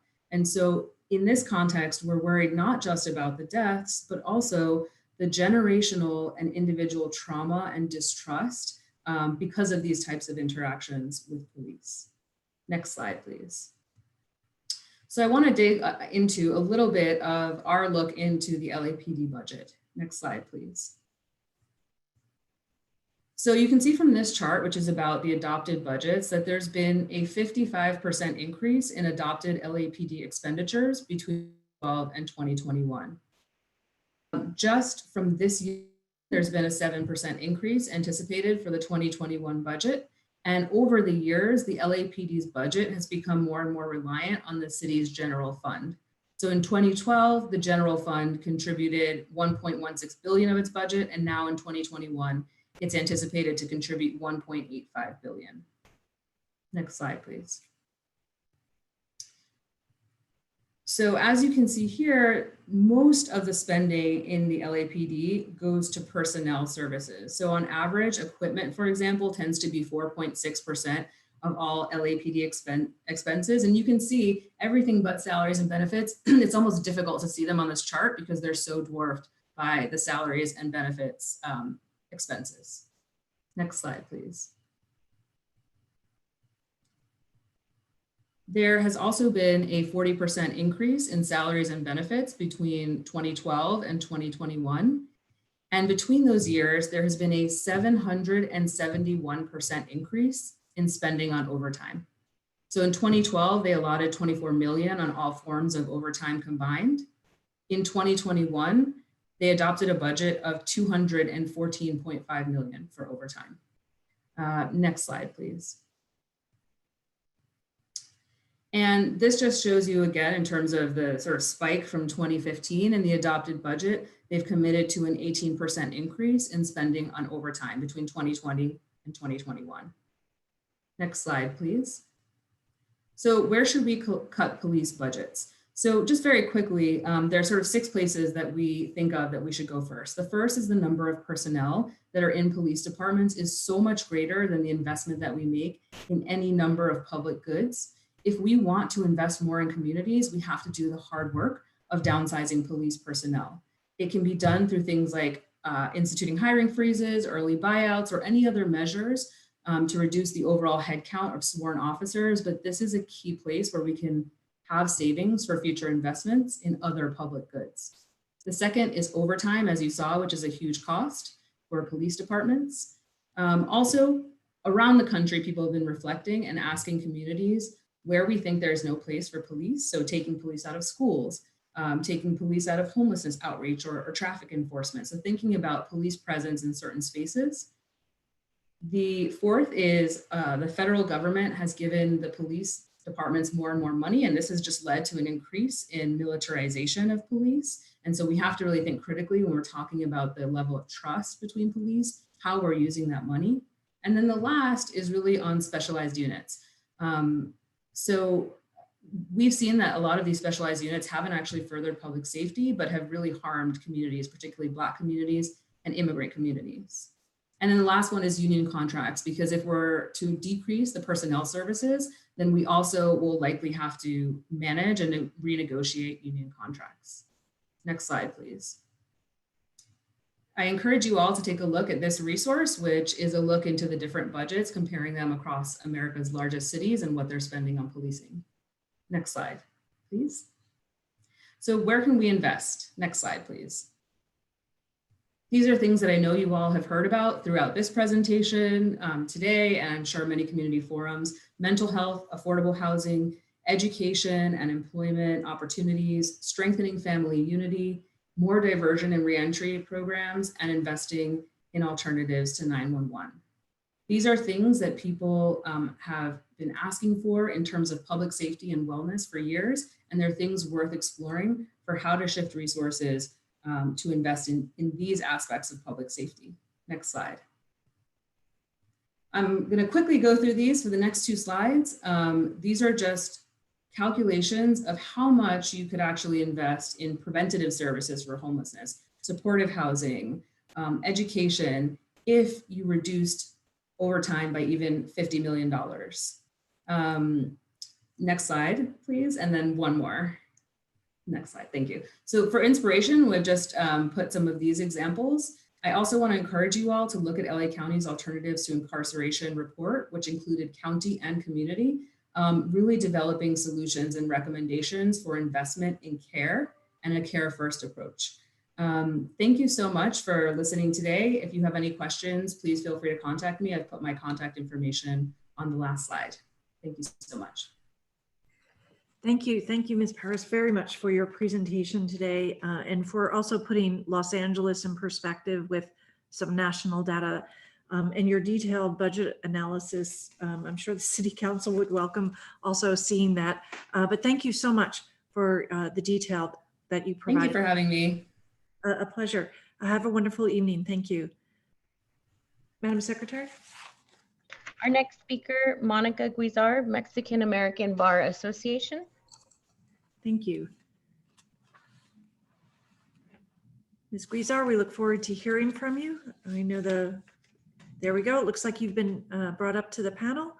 Please open your microphone and your camera if you choose. There we go. Sounds like you're, there we go. Welcome. I'm here. Good evening. Good evening, Commissioners Decker, Calanche, and members of the Advisory Committee. My name is Monica Guisar. I am President-elect of the Mexican American Bar Association, and I thank you for the opportunity to share the Mexican American Bar Association's perspective on police reform. As you may know, the Mexican American Bar Association of Los Angeles County, otherwise known as MABA, is committed to the advancement of Latinos in the legal profession and the empowerment of the Latino community through service and advocacy. MABA supports Latino and Latina lawyers, law students, and bench officers through philanthropic, civic engagement, educational, and advocacy endeavors. In particular, improving access to legal representation to the Latino community in Los Angeles County and safeguarding the constitutional rights of Latinos is paramount to MABA's mission. In late August, following the tragic death of George Floyd and the ensuing public demonstrations and discourse, MABA sent a letter to Chief Moore in which we raised concerns presented by our members about various aspects of LAPD policies and practices that we believe detrimentally affect the Latino community. And our letter addressed some of the most pressing issues raised by our members. In the interest of time, I will not raise all of those concerns and recommendations here, but this evening I would like to focus on two current reform proposals and those status of those proposals relating to one, the excessive use of force, the use of deadly force, and holding police officers accountable, and two, LAPD officer response calls involving persons with disabilities and or mental health calls. If I could ask you to take a pause, I'm so sorry to interrupt you. Of course. Our timer hadn't started. I think it got. Just so you know, I've been looking at the clock and you're about 2 minutes in, so it's just okay. Out for that. Okay, so Sure. sorry. Thank no you. problem. No problem. No Lawyers problem are at all. used to being interrupted, right? I mean, Yes, absolutely all the time. And I was trying to get through my time, so trying to get through quickly. So going back to the first issue on excessive use of force and deadly force, both LAPD and independent data reveal that a high percentage of victims of excessive force by LAPD are Latino. Countless instances of LAPD body camera footage and other video demonstrates that too many officers indiscriminately use force against individuals, many of whom are unarmed or have not provoked a forceful police response. For example, the recent arrest of Boyle Heights resident Richard Castillo, captured on video, shows a gratuitous use of force by responding officers against Mr. Castillo, who was unarmed, had his hands behind his back, and posed no apparent threat to officers. Moreover, there are numerous instances where unarmed individuals have been shot under circumstances where no reasonably trained officer should have resorted to the use of deadly lethal force.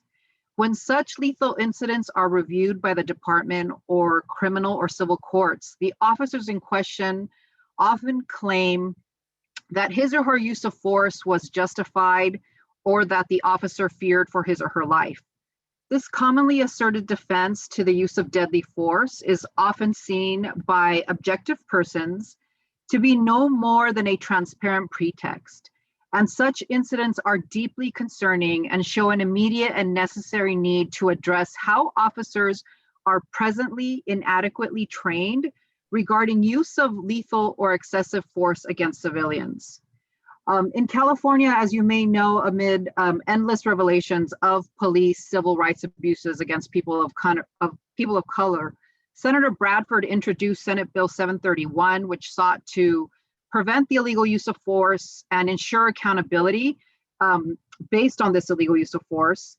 MABA endorsed SB 731, and as you may know, while the bill did not make it through the California legislature and did not make it to the governor's desk, we believe that Angelenos and Californians that we should continue to advocate for the reforms like those sought in SB 731. The first is the decertification of police officers that have engaged in egregious conduct.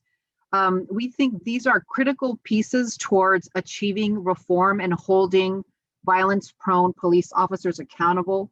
Decertification will prevent police officers who are fired for misconduct from being hired at another police department. The second is, I think what's been touched upon by other folks who have already spoken this evening is concerning the right of victims to be able to vindicate their civil rights violations and abuses in court and to hold abusive police officers accountable. SB 731 would have restored California's Tom Bain Civil Rights Act to its original strength after having been undercut by bad court rulings. MAVA believes that policy reforms like SB 731, as well as a thorough review of the training provided to cadets at the academy, as well as on the force officers, are imperative to remedying and creating change with respect to the excessive and deadly use of force. The second issue I wanted to address was LAPD officer response calls involving persons with disabilities or mental health calls. Officers frequently respond to calls regarding individuals exhibiting behaviors consistent with a mental health crisis or other related problem. In some cases, some individuals do not have necessarily a mental condition, but instead they are persons with disabilities or autism. And we understand that the department's mental evaluation unit is charged with responding to mental health calls. And we also appreciate the Los Angeles City Council's recent step this summer towards creating a crisis response team, and acknowledge that this is a step in the right direction. However, it is clear that responses to these types of calls involving folks with disabilities or mental health calls too often, unfortunately, result in the use of lethal force by responding officers. The individuals whose conduct sparked the police call may not be able to respond to commands due to their mental health condition or other cognitive impairment. And for this reason, police presence can often exacerbate an already critical mental health crisis, unnecessarily agitating an individual who cannot comprehend the gravity and danger of the moment. Not to mention that the homelessness crisis in Los Angeles has equally exacerbated this situation. MAVA believes that the department should undertake a comprehensive assessment of the circumstances in which police presence is the first line of response to calls involving individuals experience a mental health crisis. Ideally, such a review would bring about new policies and practices that can be taught to both cadets at the academy and mandated as continuing education for sworn officers. In conclusion, we just would like to say that change is needed. The impact of these policies and practices are on people's lives, and we cannot continue to just stand by and take these issues lightly. MAVA appreciates the work of the commission and the advisory committee, and we thank you for your time, and we look forward to collaborating on police reform in the future. Thank you. Thank you so much for that very meaningful presentation. You packed a lot into a few minutes, and that took a lot of skill. Thank you. I wonder if you could send to the commission a copy of the letter that you sent to Chief Moore that you referenced earlier. I think it would be helpful for us to ensure that we have it, and we do look forward to collaborating with you as well. Thank you. Absolutely, we will do that. Thank you. Thank you, Madam Secretary. Okay. Our next speakers, Pastor James Thomas and Patricia Guerra from Push LA. Welcome. Welcome, Pastor Thomas and Ms. Guerra. Thank you for joining us this evening. It looks like you have joined the panel. If you could open your microphones and your cameras as well, if you choose, of course. It looks like here we go. Looks like we have you both up. Thank you so much for joining us this evening. Please begin whenever you're ready. Go ahead. Oh no, Pastor, you get us started, and we do have the video ready that we also want to share after Pastor. Did you want the video first, or?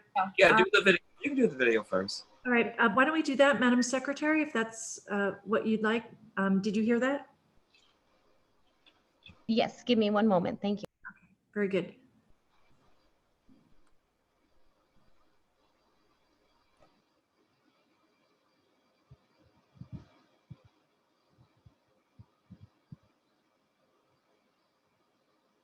We make one wrong move. Either you're gonna die or I'm gonna die or get hurt or shot.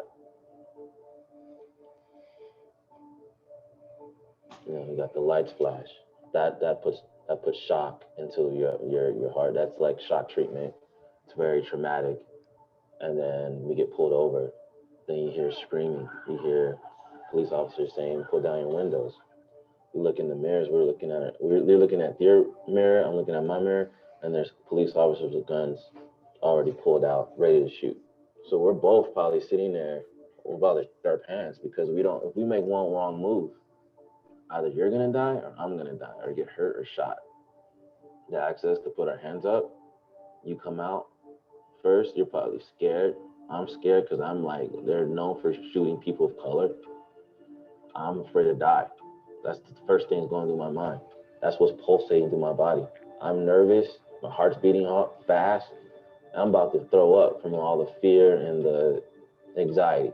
Me and you will get pulled over, put to the wall, handcuffed. I don't know if how they'll approach you, but with me, they're gonna run my name. They're gonna ask me if I'm affiliated with a gang. What do my tattoos mean? Where do I work? How can I afford such a car? Do I get along with the gang? I'm gonna be super racially profiled, and it's not fair.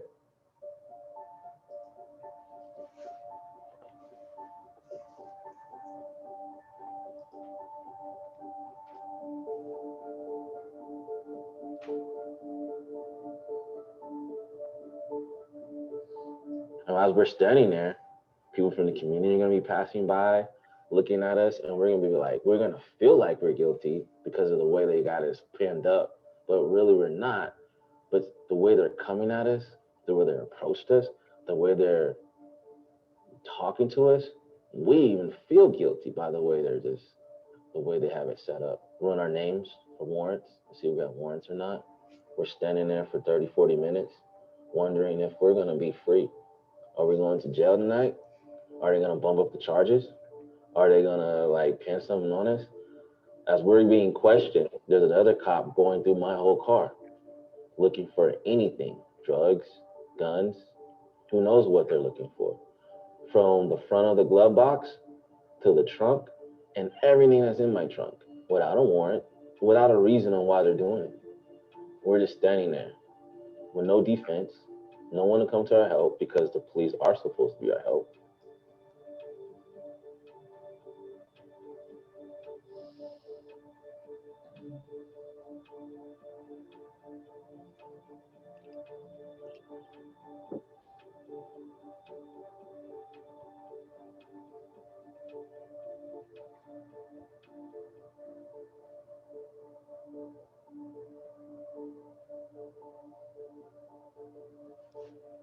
As the community stands around and watches us and wonders if we're from some kind of mafia, or we're some gang members, are we some bad people? And and you probably even cringe and probably get real sad when you see a kid passing by from your community pointing at you, and their mom and their parents are saying something, and whatever they said is locked into the memory of however they see you in that moment. So that's a short glimpse into what will happen if you were riding with me in a car and we got pulled over.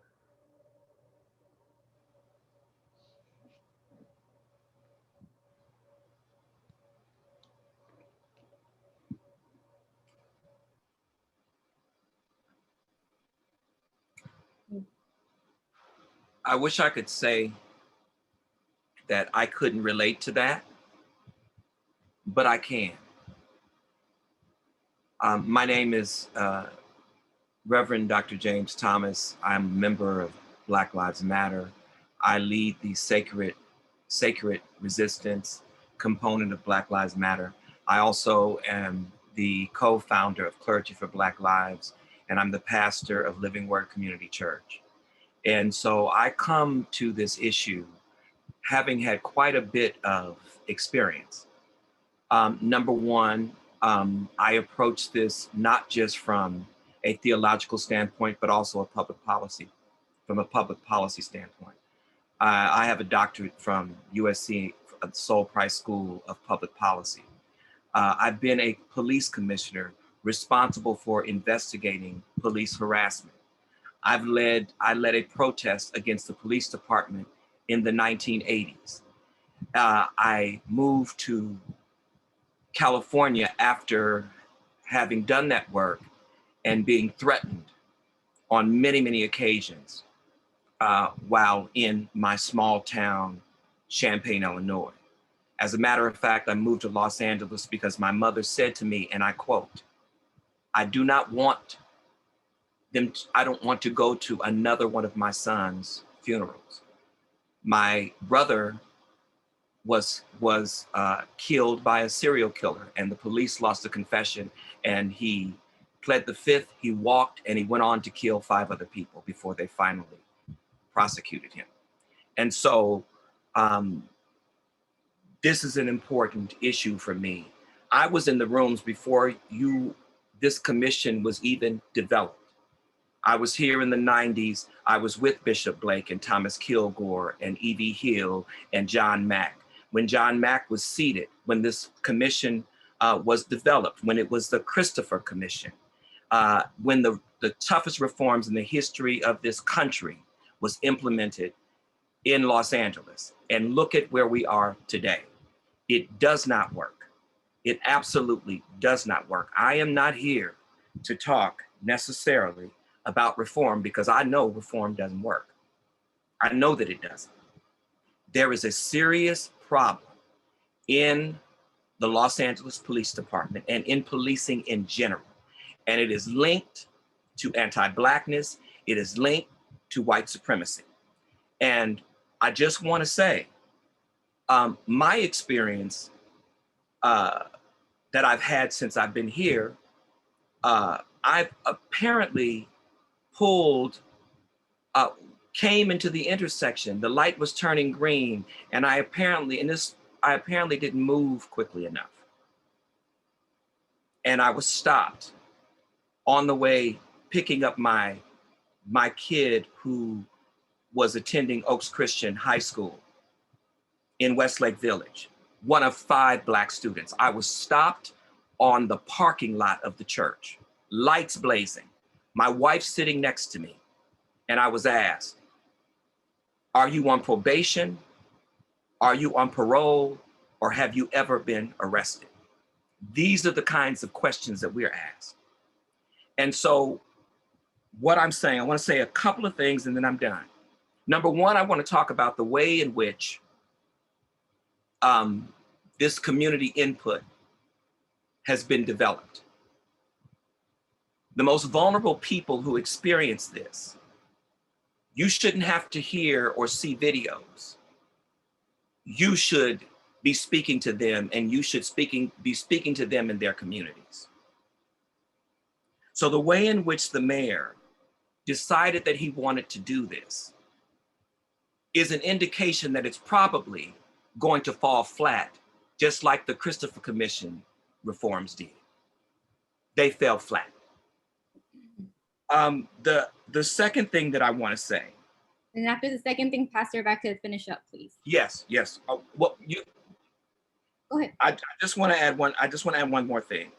The LAPD Metro Division need to be disbanded. That's it. That part. So I'm going to continue on with our demands. And I'm Patricia. I'm with Community Coalition, and both BLM Community Coalition were part of the Push LA Coalition.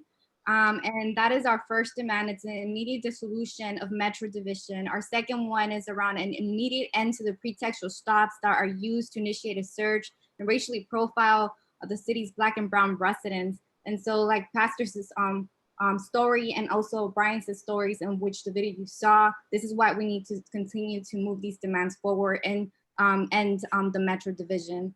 And lastly, we did in the last 20 seconds that we have, we're in full support of the motion that was authored by council members Harris Dawson, Price, West, and Bonin that calls for LADOT to report on alternative models and methods that do not rely on armed law enforcement to achieve transportation policy objectives. But we're working with the council offices and the LADOT to ensure that one, we remove of authority and funding from LAPD. We decriminalize of poverty related to traffic stops and citations, and that we have meaningful community engagement that with most impacted people in communities and participation in development of the report. And then lastly, we are concerned about the use of automatic technologies for traffic enforcement, and we hope to continue to have these conversations and to lift these concerns to this commission at large and to the actual police commission. So thank you for the time. Thank you. I do recognize how hard it is to work within time limits. So thank you for speaking faster, I suppose, but we did write down all of your recommendations. Thank you. Thank you, Pastor, Ms. Guerrero. Thank you so much for coming tonight and sharing your stories, sharing your video, and creating a powerful presentation. We certainly do appreciate it. Thank you for your time. And we look forward to continuing to speak with you. Madam Secretary. Our next speakers, Chris Waters and Crystal Quinn, National Organization of Black Law Enforcement Executives. Thank you. Ms. Waters and Ms. O'Quinn, we look forward to hearing from you. The board secretary is bringing you forward. And when you do come forward, if you could open your microphones, I think you're both forward now. And if you could open your mics, and if you choose your cameras as well. The opportunity to hear from you. There we go. Welcome. Okay, great. We have both of you. Welcome. Please begin whenever you're ready. Alrighty. Good evening. I'm LAPD Captain Chris Waters, President of the Southern California chapter of NOBLE, the National Organization of Black Law Enforcement Executives. I'd like to thank the Board of Police Commissioners as well as the Advisory Board for this opportunity. NOBLE was founded in September 1976 and serves as the conscience of law enforcement by being committed to justice by action. NOBLE has nearly 60 chapters and represents over 3,000 members worldwide and represents chief executive officers and command level law enforcement officers from federal, state, county, municipal law enforcement agencies, and criminal justice practitioners. Our mission is to ensure equity in the administration of justice and the provision of public service to all communities. The Southern California chapter of NOBLE was established in April 1985. Here with me today is board members, Chief Chris O'Quinn, Vice President, retired CHP, who you'll hear from, Assistant Chief Latasha Wells Emerson, Secretary, Los Angeles World Airport Police, and Deputy Chief Regina Scott, Parliamentarian, Los Angeles Police Department. During this presentation, you will be introduced to our National President, Linda Williams, retired Deputy Assistant Director of the United States Secret Service, who under her leadership, NOBLE is engaged in 2 measures of police reform nationwide.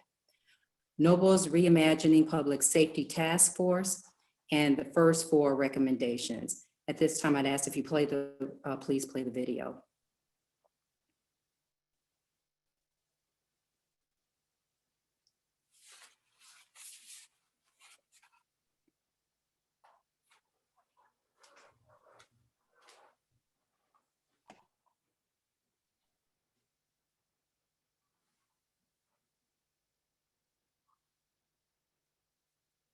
And we will add, yeah, we've frozen your time, so not to worry about the time. We always have slight technical difficulties. We should be on top of it shortly. Thank you.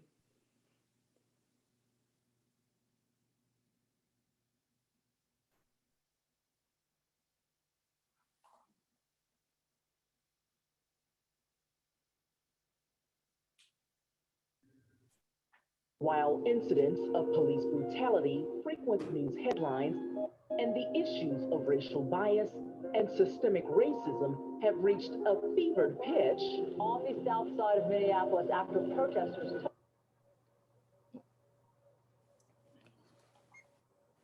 took to the streets to demand justice for George Floyd, the unarmed, handcuffed Black man who pleaded with a police officer to let him breathe. The National Organization of Black Law Enforcement Executives, or NOBLE, says the time is now for this country to reimagine public safety. It's why Noble National President Linda Williams has formed the Reimagining Public Safety Task Force. The premise of this task force to have those candid conversations, and we lead the conversation, that we speak for the law enforcement executives that we are, so that people can understand that we are committed to do our jobs and do it well and protect those communities that we raised our hand to serve.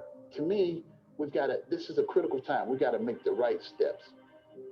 There's no ask. They've gotten everybody's attention. Everybody's sitting here on pause like, okay, what we do next?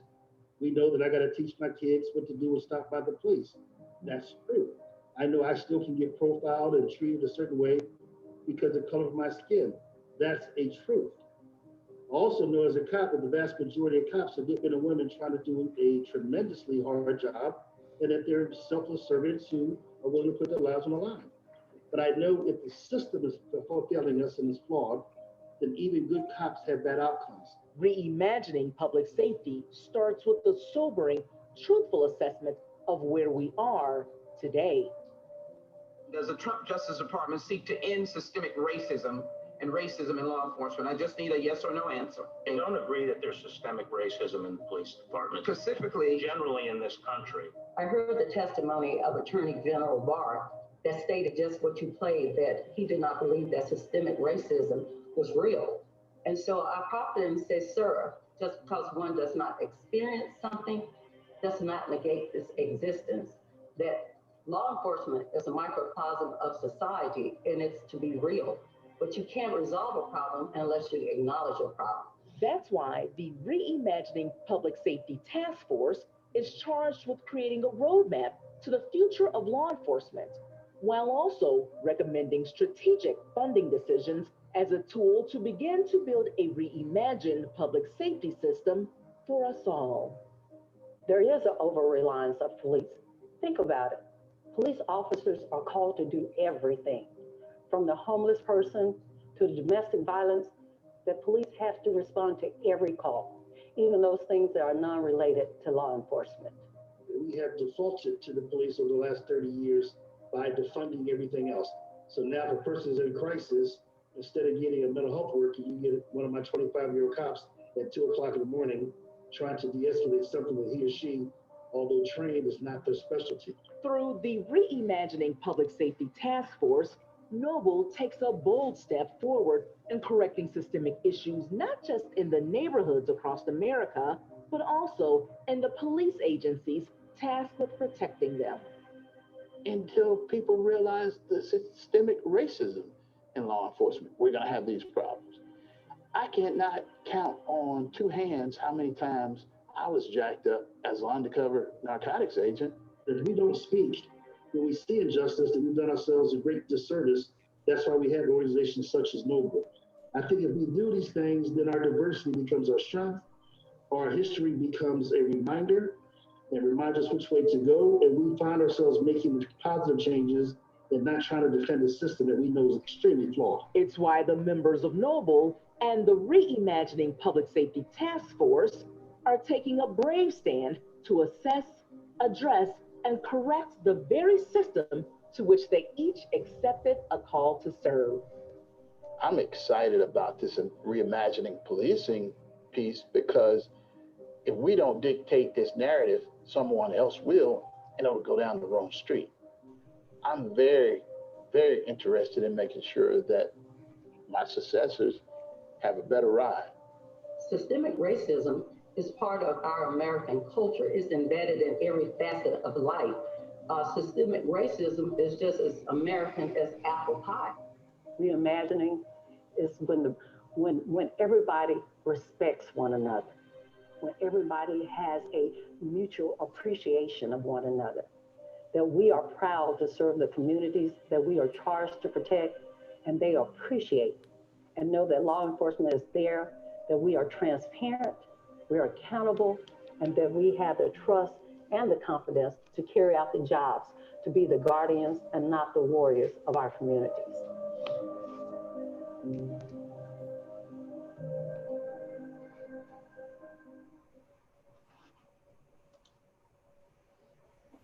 Thank you, commissioners. I hope you enjoyed the video. As active participants in President Obama's 21st Century Policing Initiative, Noble continues to dedicate itself to identifying issues in law enforcement and seeking common sense solutions to those issues. In that effort, our national president, Linda Williams, established the Reimagining Public Safety Task Force and developed Noble's first 4 recommendations for reforming law enforcement practices. These reform recommendations are designed to establish national standards for all law enforcement agencies.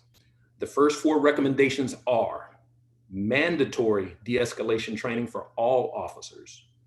Number 2, prohibition of all physical restraint maneuvers on or above the neck and in any physical act that restricts the flow of blood or oxygen to the brain. Number 3, requiring officers to render medical aid to all people. Number 4, requiring that officers intervene where physical force is being applied to either stop or attempt to stop another officer when force is being inappropriately applied or is no longer required. These recommendations are already being adopted by law enforcement agencies across the country. It is our hope that these types of recommendations and the recommendations developed in the future by the Reimagining Task Force will normalize public expectations for appropriate police practices and policies across the country. The goal is to change the culture and move away from being law enforcement, away from being warriors, and move them toward being guardians of the public. I would direct everyone to noblenational.org, our national website, for further information, and we thank you for your time. Well, thank you both for your time and for coming in today and sharing that video. Mr. Teefank, I'd ask if you could get us all the link to the video. There was a little bit of a delay connection. I just want to be sure everybody has an opportunity to look at it more smoothly. More importantly, thank you for your leadership in Noble and the leadership Noble is providing in this time of reimagining policing. It is critically important that you do take that leadership role and come up with the presentation of these recommendations, but more. And I would ask that as you develop additional recommendations, if you could further them to the commission through Mr. Teefank, we would be most appreciative of always being up to date on what your organization is recommending. So thank you for your presentation today and your leadership as well. Thank you for having me. Thank you. Thank you so much. Madam Secretary. Our next speaker is Jody Steiger of the Oscar Joel Bryant Association. Thank you. And as soon as he is brought forward, I'd ask him to open his microphone and video if he so chooses. Mr. Steiger, your video is on mute. Oh, no, there you are. Very well. Thank you. Welcome, and please begin whenever you're ready, sir. Yes, ma'am. What I'm going to read to you all, I also sent to Mr. Teefank and to the email, so you all should have a copy of it as well. Honorable Commissioners and members of the Commission Advisory Committee. First and foremost, I would like to thank you for allowing me to present to you this evening. My name is Jody Steiger, and I'm the president of the Oscar Joel Bryant Foundation, which is an employee organization that represents African-American sworn and civilian employees of the Los Angeles Police Department. We were founded in 1968 after policeman Oscar Joel Bryant was killed in the line of duty on May 13th, 1968, while trying to stop a robbery at a dress shop. For the past 52 years, the Oscar Joel Bryant Foundation has worked in partnership with the Los Angeles Police Department to end racism and discrimination, as well as to ensure the fair treatment of all employees within the LAPD and the communities that we serve. Despite the efforts made by both organizations, this year has brought into sharp focus an undeniable fact. For as much as the department has grappled with its past and has continued to evolve, there is still significant room for growth. As I make that statement, it's important that each of you understand it is not meant as an indictment against any single individual or entity within LAPD. The department's current leadership has continually engaged with every group and community stakeholder that is willing to meet with them. Chief Moore has personally met with representatives from each employee group and has already committed to pursuing various proposals related to enhancing the internal transparency surrounding promotions and selection. Additionally, and perhaps most critically for the future, Chief Moore has identified specific department leadership to develop and implement strategies aimed at advancing diversity and equity within both the LAPD and the communities we serve. Chief Moore has also ensured that OJB and the other employee organizations have a seat at the table in providing a framework for what lies ahead. While the OJB Board of Directors is glad the department is willing to dedicate personnel to this critical cause, we believe the effort could fall short if its intended goal, the effort could fall short of its intended goal if led solely by the LAPD. Very few organizations are in a position to truly evaluate themselves and their potential shortcomings. Fewer still can turn that evaluation into a plan of action. It is that reason an entire consulting industry exists to meet this need. And we believe any internal reforms will be more effective with some additional outside influence.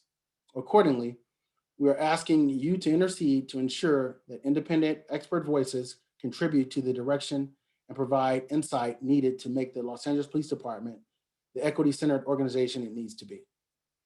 Our specific asks of you are as follows. Number one, bring together a panel of experts in the field of equity, diversity, and inclusion. Each of the panel members should hail from a variety of professional backgrounds, academia, law, community advocacy, etc. The panel should have diverse perspectives derived from their prior experience in informing private or public sector entities in the implementation of equity strategies. Number two, direct the panel to draft a report that identifies opportunities for advancement, equity, diversity, and inclusion. The report should clearly define places where the Los Angeles Police Department can address structural and procedural inequities across all facets of its operations. The report must move beyond defining equity and diversity as maintaining a racial makeup similar to the city of Los Angeles. This has historically been the means of assessing the department's efforts at instilling principles of equity and diversity, but it does not address the varied experiences that employees of differing backgrounds and gender identities have within the department. Number three, ensuring the commanding officer tasked with overseeing the implementation of these changes will be with the department long enough to see the changes both implemented and reevaluated for efficacy. It is vital that the department identifies a commanding officer who is committed to seeing the implementation of this equity, diversity, and inclusion plan through.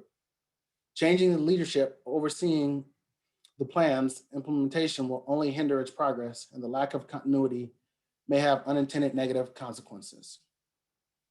And number four, establish a position within the Office of the Inspector General for oversight. It is critical that there is an impartial monitor assigned to oversee the department's progress with implementing its equity, diversity, and inclusion plan. Doing so lends credibility to the efforts the department is making by allowing an unbiased assessments of the plan's impact. It also ensures there is an additional layer of accountability to both the department employees who are desirous of these changes and general public who have been actively calling for them each week. Addressing matters of equity reaches across every element this advisory committee is tasked with exploring. An equity-centered organization enhances officers' well-being and sense of fairness in the workplace, which can then manifest itself in improved community interactions. Coupled with the elimination of structural and procedural impediments, these improved relationships can lead to greater recruitment and hiring from neighborhoods that have long demanded a department that truly understands and represents them. And perhaps most importantly, an organization grounded in equity seeks opportunities to embrace community voice and calls for change ahead of commission, council, and court mandate. The Oscar Joe Brown Foundation believes that LAPD officers indisputably have the heart to serve. What they need is an organization structure to harness and magnify that desire. With that said, all parties involved in this conversation must be intellectually honest about the feasibility of achieving any of these changes in the current fiscal climate. When communities ask for greater diversity in the department, they should be informed that the money designated for increased advertising and recruitment in minority communities is no longer available. When there are calls to see greater representation of women, African Americans, or our Asian Pacific Islander partners throughout the department, we must recognize that our reduced ability to promote and advance personnel limits the ability to meet this demand. These are difficult times for the City of Los Angeles, and the Oscar Joe Bryant Foundation is not asking that the LAPD be immune from making the same financial sacrifices that all other city departments are being directed to make. Instead, we are asking that diversity, equity, and inclusion be prioritized and placed at the forefront of determining how to best allocate the resources that remain. For our part, the Oscar Joe Bryant Foundation and its membership stand ready to help in any way we can. Thank you for your time and your consideration of what I've shared with you today. Thank you very much, Mr. Steiger, and for your powerful presentation. It's very important to hear from organizations that members of the LAPD belong to. We appreciate your leadership. Thank you also for providing a letter to us so that we have all of your detailed recommendations in writing. And we will continue to work with you, your organization, to ensure the diversity, equity, and inclusion principles that you articulated. Thank you for your time this evening. We do appreciate it. Thank you, ma'am. Okay, next we have John Hollywood of Rand Corporation. Thank you, Madam Secretary.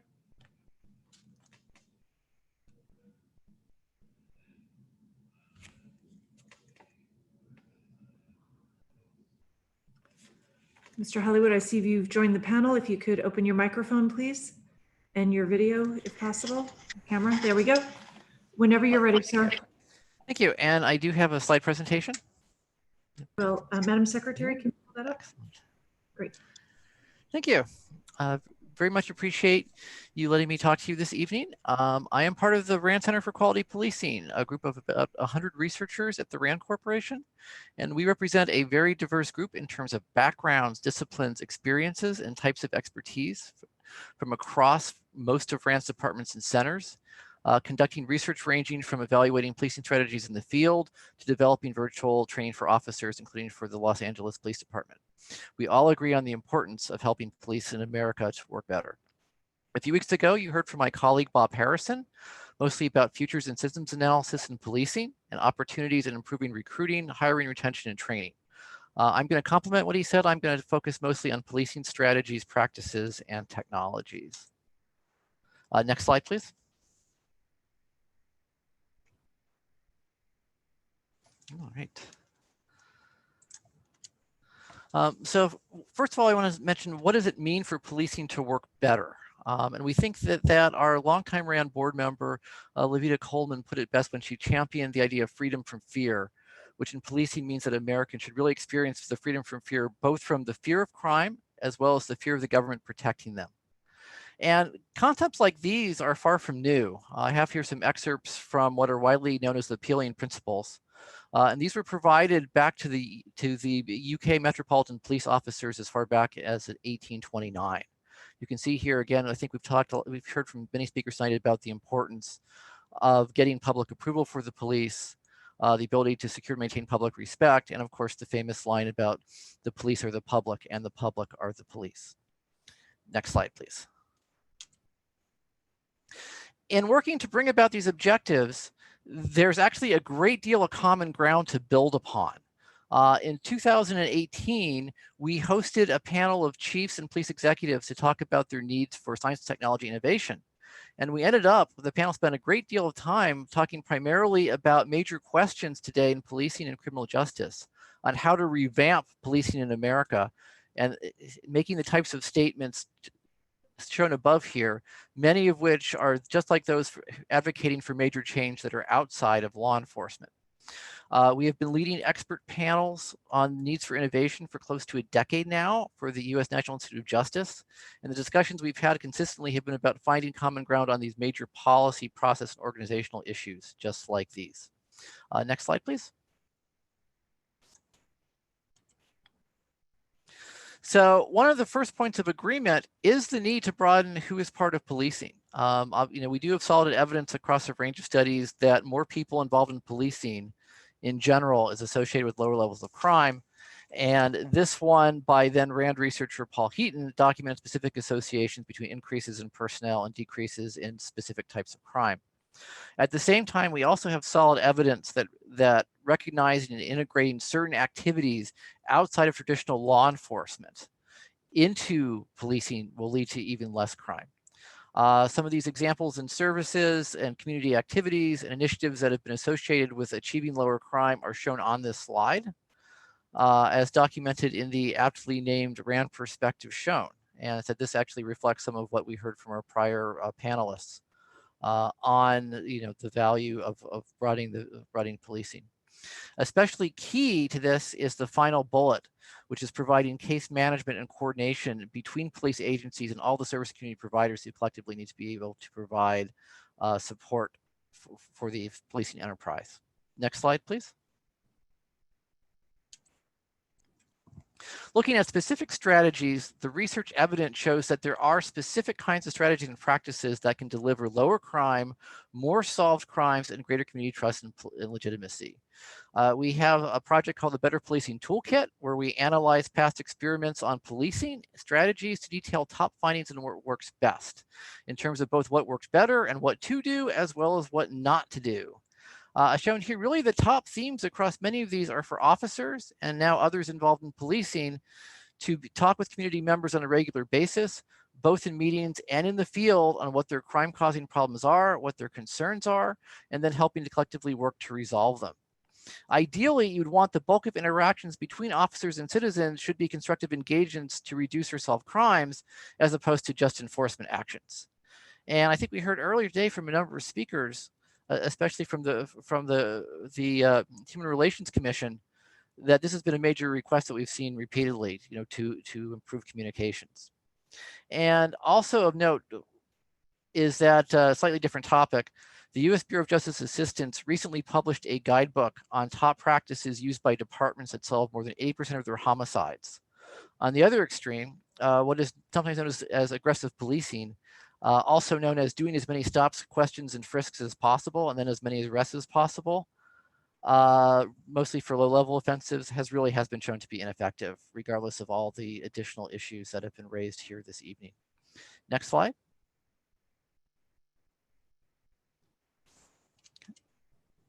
Wanted to briefly talk about the issue of policing technologies as well, just a few things. I think our recent panelists have said it best when they've noted that we need to direct emerging technologies and not have technologies and the commercial providers direct us instead. In our panels, the groups kind of developed a consensus that if you're doing pervasive, wide-ranging monitoring of the public or entire communities, or relatedly are using artificial intelligence for uncertain purposes is not appropriate. And indeed, in most cases I'm familiar with where agencies have gotten into trouble over using these technologies, it was due not to malevolence, but what I call dragon hoarding. Much like the dragons of yore harvested vast amounts of gold and other treasure just to sleep on it. In these cases, agencies and vendors collected vast amounts of data on the public because they might have need to catch, quote, bad guys at some point. Much more deliberate and cooperative planning on business cases for technology is needed. Okay. With that, next slide, please. So our same panels have converged on a bit of a framework for ensuring security, privacy, and civil rights protections and using technologies, especially IT and AI are included. And these broadly fall into three categories. The first is data. What are the assurances that there is a probable cause? What are the procedures for and auditing collection, for example? On analysis, what algorithms are we using? On what data? What does it look for? And using what controls? Do we understand how the algorithms work? In most cases, you really don't need a black box, non-understandable algorithm.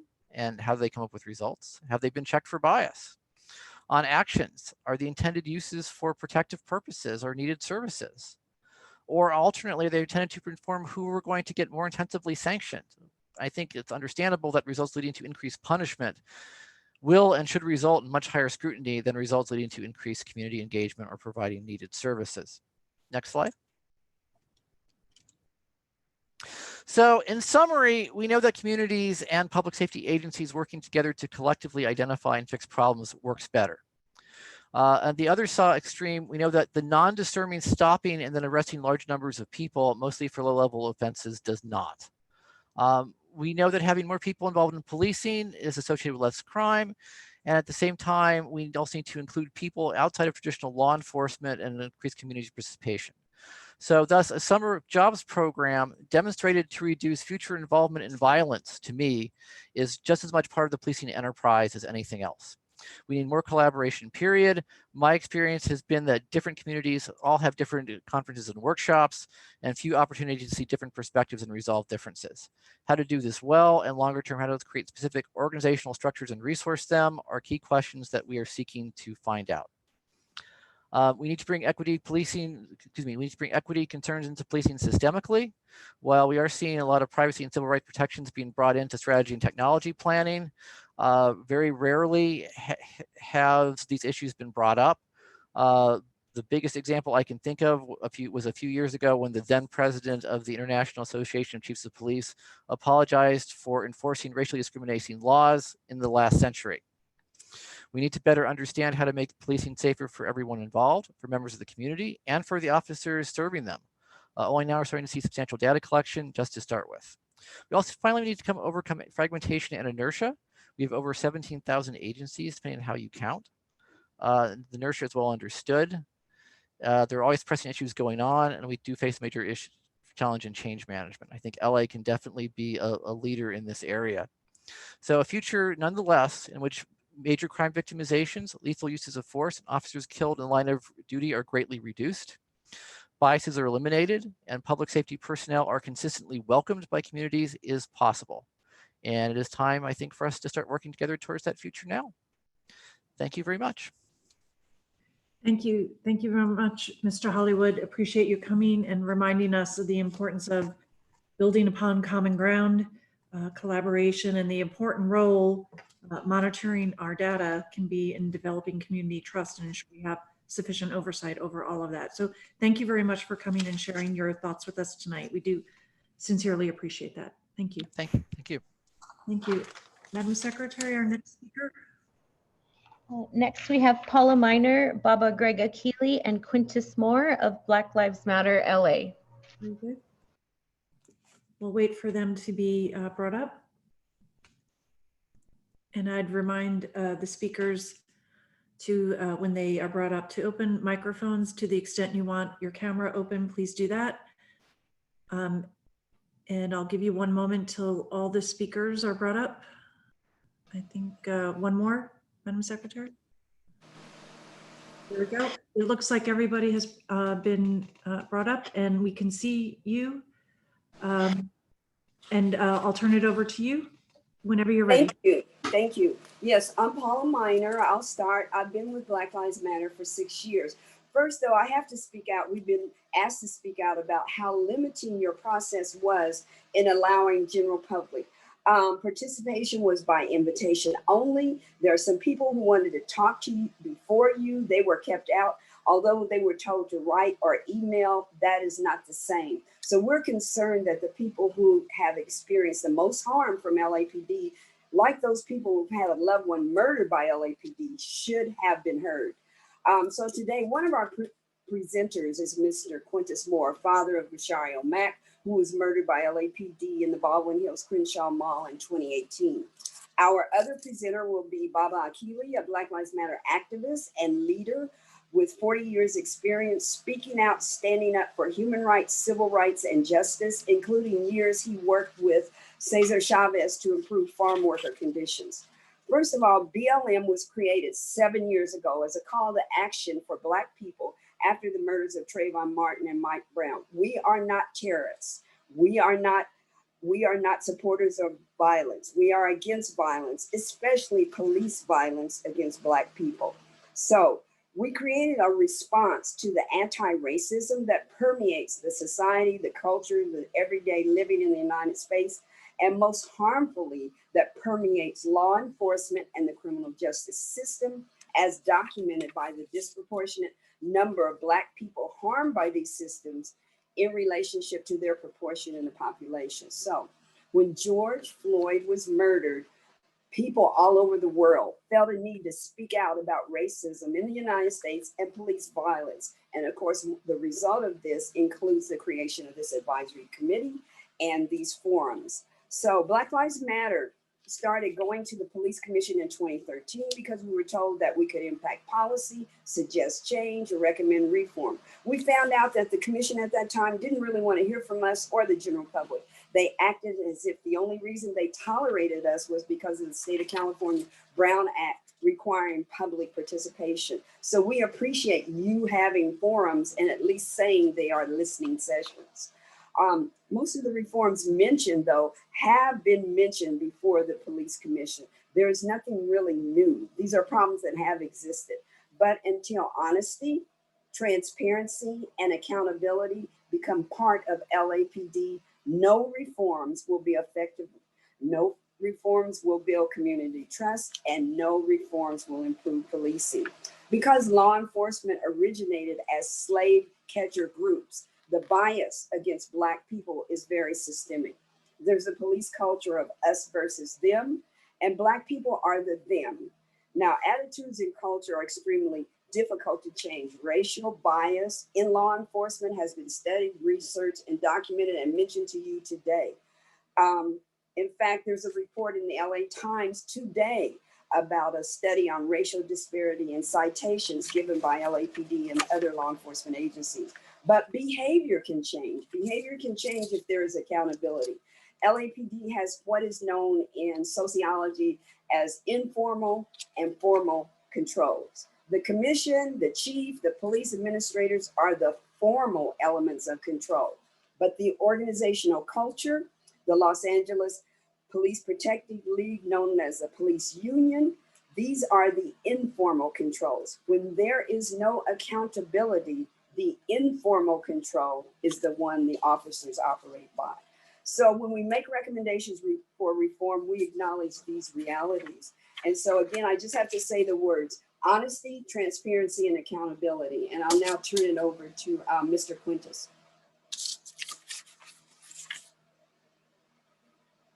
Oops, Mr. Quintus. Mr. Moore, your microphone is on mute. Don't want to lose our time. No, we'll hold it. We'll hold the time, Madam Secretary. Mr. Moore, your microphone is on mute. There we go. Okay. Hello. Yes. I'm Quintus Moore, and thank Sister Paula and Brother Baba Akili for inviting me to do this. My son Grishario Mack was murdered in the Crenshaw Mall back in April 10th of 2018, and they shot the first officer on the scene, Officer White, was there. He was de-escalating the situation. My son had a kitchen knife. He was having a mental breakdown, and the kitchen knife was about the size of a pocket knife for protection. He was paranoid. He asked the security for help. Could they call someone to help? The security said, "Oh, okay, I'll get you some help." And a patron asked the security, "Why don't you just call the police?" And she said, "No, because if we call the police, we know what they'll do," which they did. And as the security guard called the police, the dispatcher, I'm sorry, she went to her dispatcher and she said, "We have a young Black male here in the mall. He has a kitchen knife and he's having a mental issue and he's asking for help. Could someone please send someone over to help him?" And as again, I said, Officer White was the first one on the scene. He was de-escalating the situation. The dispatcher got on the phone and said, "We have a Black man in the mall with a knife." And the rest of the squad came in like Navy SEALs, pointing guns at my son. He got scared. He was already pretty paranoid. He started running. They started shooting him in the back in a crowded mall. You know, the Baldwin Hills Crenshaw Mall is Black and brown mall. My son was not a danger to anyone. It was the police. As my son ran, they shot him. He fell. He got up, he started running again. They shot him some more from behind. He fell. He got up a third time and started running again. People were screaming, "Why are you shooting at him? He's running. He's trying to get away. What are you doing? He's not hurting anybody." He didn't wield the knife at anyone. They shot him a third time. He fell. And as he lay in a pool of blood, we got an autopsy thanks to Black Lives Matter, because LA coroner, they never gave us anything. He was shot several times in the back. The officers on the report, they shot 15 times in the mall. Total disregard for human life. Baby bottles were strewn around. People were grabbing their kids, screaming and running for their lives. they walked over to my son while he was in the fetal position and shot him point blank range in the chest, which killed him. The first of 5 or 6 shots was non-life threatening. They murdered my son in front of children, women. They shot up GameStop where kids were buying games, but they know right from wrong, and they know what they need to be held accountable. A few days later, they were in the Century City Mall, where everybody remembers the story where the guy was in the Amazon, set the bookstore on fire, had a gun. They got Becky and Susie, and they rushed them out of the mall and evacuated. But our mall, where Tyrone and Maria was, they didn't care who was in the way. They just shot and shot until they murdered my son. So what they need, I heard all the charts and I heard all the data, and Rutgers did a study, and the 6th leading cause of death for Black men in America is death by cop. 1 out of 11 homicides in California is death by cop. These cops need to be held accountable for their actions. We need to take some of that money from their budget and put it into resources like mental health and homelessness and substance abuse. My son had a problem. They came, they killed him. And even a kid is held accountable for their actions. They might be spanked or put in timeout or whatever. Even a dog, if they poop or pee on the floor, their noses are rubbed in it and maybe smacked with a newspaper. It's time for LAPD to have their noses rubbed in it and stop killing our people and getting away with it, and just sending them from one precinct to another one is like the pedophile priest scandal, sending one priest to the next church. Stop sending these rogue cops around from precinct to precinct. When they get too many infractions, start holding these officers accountable. Hold them accountable. Akili. Yes, we've only got a minute left, so I will try to be as brief as I can. First, let me say we wouldn't even be here if it weren't for the murder of George Floyd, Ahmaud Arbery, Breonna Taylor, and others. Black people have paid a heavy price to remind and awaken white people to institutional racism. It's a heavy price for any people to pay. There are 4 conditions that Black people must deal with in the US: white supremacy, institutional racism, individual bigotry, and mass denial. And quite frankly, the history of LAPD does not inspire faith that they can be reformed.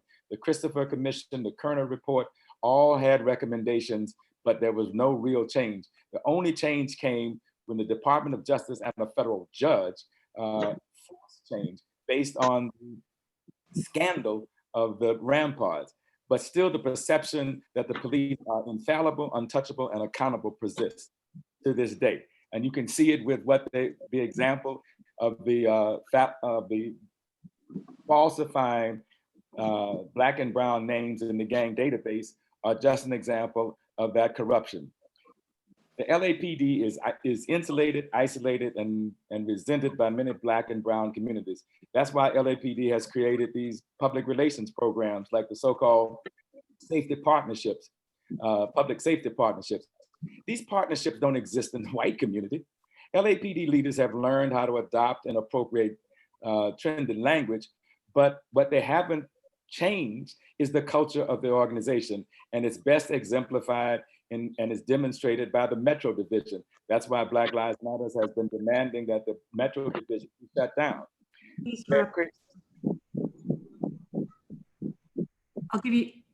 I'll give you 30 seconds to wrap up, Mr. Akili. All right, thank you very much. We have been saying this for some time, so this is not new. Much of what you are hearing is not new. The Police Commission needs to be enhanced. I would recommend an 11-person commission, 6 of whom are from women from the Black and brown communities that have lived experience. I would ask and call for a divest, invest for every dollar that you get from foundations and nonprofit, that same amount be taken from the police budget and sent to prevention and intervention programs, because that really helps. Thank you, sir. And Ms. Minor, Mr. Akili, thank you very much. You are regular attendees at the Police Commission. You are activists. We appreciate your voice. You may not think that. We appreciate your voice. We do thank you for coming. I am very well aware you are not terrorists, nor are you supporters of violence. You are activists who speak out. and I thank you for doing that. Mr. Moore, no parent should ever lose a child. We're very sorry for your loss. Thank you for coming today and sharing your perspective and your information. It's very important. Thank you. Thank you all. Thank you. Thank you. Thank you. Madam Secretary, can you please call our next speaker or speakers? Our next speaker is Susan Padilla of the Los Angeles Women Police Officer and Associate. LaPointe. Welcome. Sorry, I didn't mean to interrupt you. Thank you. We do welcome you, Ms. Padilla. And as a representative of the Los Angeles Women's Police Officers Association, we do welcome you. It looks like you've been placed on the panel. Can you open your microphone and if you choose your camera as well? Hopefully, Ms. Padilla, you're there and you haven't been disconnected. Madam Secretary, it's possible that Ms. Padilla perhaps has stepped away since the timing of every presentation is approximate and we're slightly behind schedule. Oh, there we go, Ms. Padilla. It looks like your microphone's open now. Yes, can you hear me? Yes, we can. And if you choose your camera, but you're not required to. Oh, okay. Well, I think I'm on camera, but I'm not sure. No, we can see you. Your screen is black. Okay. Sorry, the lights turned off in my office. It's okay. That. It's not necessary. As long as we can hear you, I think your presentation will be appreciated. Okay, perfect. Let me see, start the video. Can you hear me? Oh, yeah, you can hear me. Yes, thank you. And I'm going to move a little bit to the side. Like I said, my lights turned off for whatever reason. Good evening to everybody. My name is Susie Padilla, and I am the president of the Los Angeles Women Police Officers and Associates Employee Organization. A little bit about myself. I'll have 26 years on the job this Saturday, and I'm from the community. I grew up in the Hollenbeck area. I have worked a variety of assignments, a lot of challenging assignments, but also very rewarding. Just like the assignment I have now, my current position, I am an associate advocate with Internal Affairs Group. I represent the department in disciplinary hearings for both sworn and civilian members. As I make this presentation to you, I think it's important for you to know that the members of the LAPOA board today hold very important job positions within the department. Two ladies that I will mention to you, you know very well, is Commander Ruby Flores. She is the department's diversity, equity, and inclusion officer who is working on a plan for the chief of police, and LAPOA is actively participating in that. Our second vice president, Deputy Chief Amada Tingarides, she's a newly appointed deputy chief that has already, in my opinion, moved mountains in her new role as a head of the Community Safety Partnership Bureau. And I think this is important because it is key to have influential people on the board in making and affecting lasting social changes moving forward. Our acronym of LAPOA is nationally known. The association has been around since 1925. And in fact, we are the longest running employee organization in the nation's law enforcement community. LAPOA is also the largest employee organization within the department, serving over 700 members, both men and women, sworn and civilian. Some of our, one of our missions is to expand LAPOA, and everybody actively recruits and talks about our employee organization. So we can focus on equity in all assignments, in all ranks, and all genders. We have a very good collaborative approach along with the other employee organizations. You heard of OJB with President Jody Steiger. We also work with LA. I believe that they were on a couple of days ago. We also work with LEAP and other outside agencies. We are very, very focused on recruitment, especially minorities. Each of the board members, we expect each of our board members to go out and recruit and mentor somebody and help them come on the job. LOPOA has been on the forefront of employee training and employee development. In 2009 and 2010, under the leadership of Deputy Chief Regina Scott, who was the LOPOA president at the time, we ran with the idea of taking over the annual, I apologize, my lights just turned off from my office. Just a minute. I think everyone who's ever worked in a government office understands exactly what you're going through. Thank you. No need to reset the clock. But in 2009 and 2010, under the leadership of Deputy Chief Regina Scott, who was LOPOA's president at the time, we decided to run with the idea of taking over the annual LAPD Women's Conference. And we began by hosting it, coordinating it, and renaming it the LOPOA Annual Training Symposium. And Ms. Eckert has been a speaker at our symposiums in the past.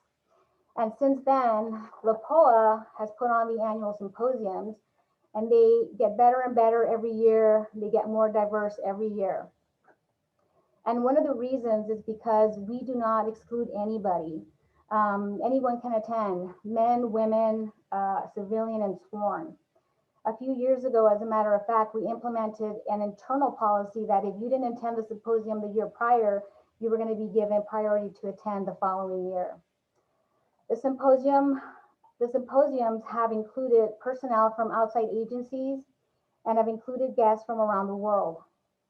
Part of our continued success is the fact that we identify key issues that face law enforcement today. Like I said before, we have an incredible, talented board with incredible experience and influence, and we are all very, very passionate about why we're having these discussions today. In 2017, LOPOA was asked by the department to participate in a joint grant proposal partnership with Pepperdine University. The title of the grant that we received from Open Society is Building Trust and Legitimacy Through Shared Police and Community Experience. And although community and police dialogues have been implemented in major metropolitan cities like Los Angeles, the concept and innovative vision of this particular grant or training is to take the just talk or dialogue situation and actually make it into an experiential learning, a hands-on learning experience. This is a 3-day program that was designed by the Strauss Institute Dispute Resolution Program at Pepperdine University with the input of Training Division, Risk Management Division, and of course, LOPOA. The first day focuses on patrol officers and supervisors who are assigned to patrol, and these officers are strategically selected by their command. There are the officers that perhaps have too many bias policing complaints, that perhaps have too many discourtesy complaints in their package. These are the officers we want to attend the training. The second day consists of incorporating community members and police officers directly into the training. Both officers and community members share in a training moment that begins by establishing key ground rules.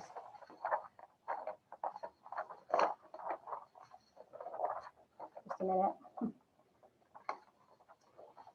And this is based on established dispute resolution and dialogue theory, with an overall objective of allowing both sides of the police community to learn about each other in a neutral experience that is moderated by professionals in dispute resolution and public engagement. The third day is experiential learning, where the two groups step into each other's shoes. We bring our FOSS, or a force simulator, a force option simulator, and we have a subject matter expert on tactics and use of force policy present to answer any questions the community may have. It is somewhat of a role-playing simulation designed to replicate the dynamics that are cited as casual in communities' lack of legitimacy and trust. We have completed 2 sessions so far, Central Bureau and West Bureau. And as a matter of fact, we held our West Bureau training at the Islamic Center of Southern California.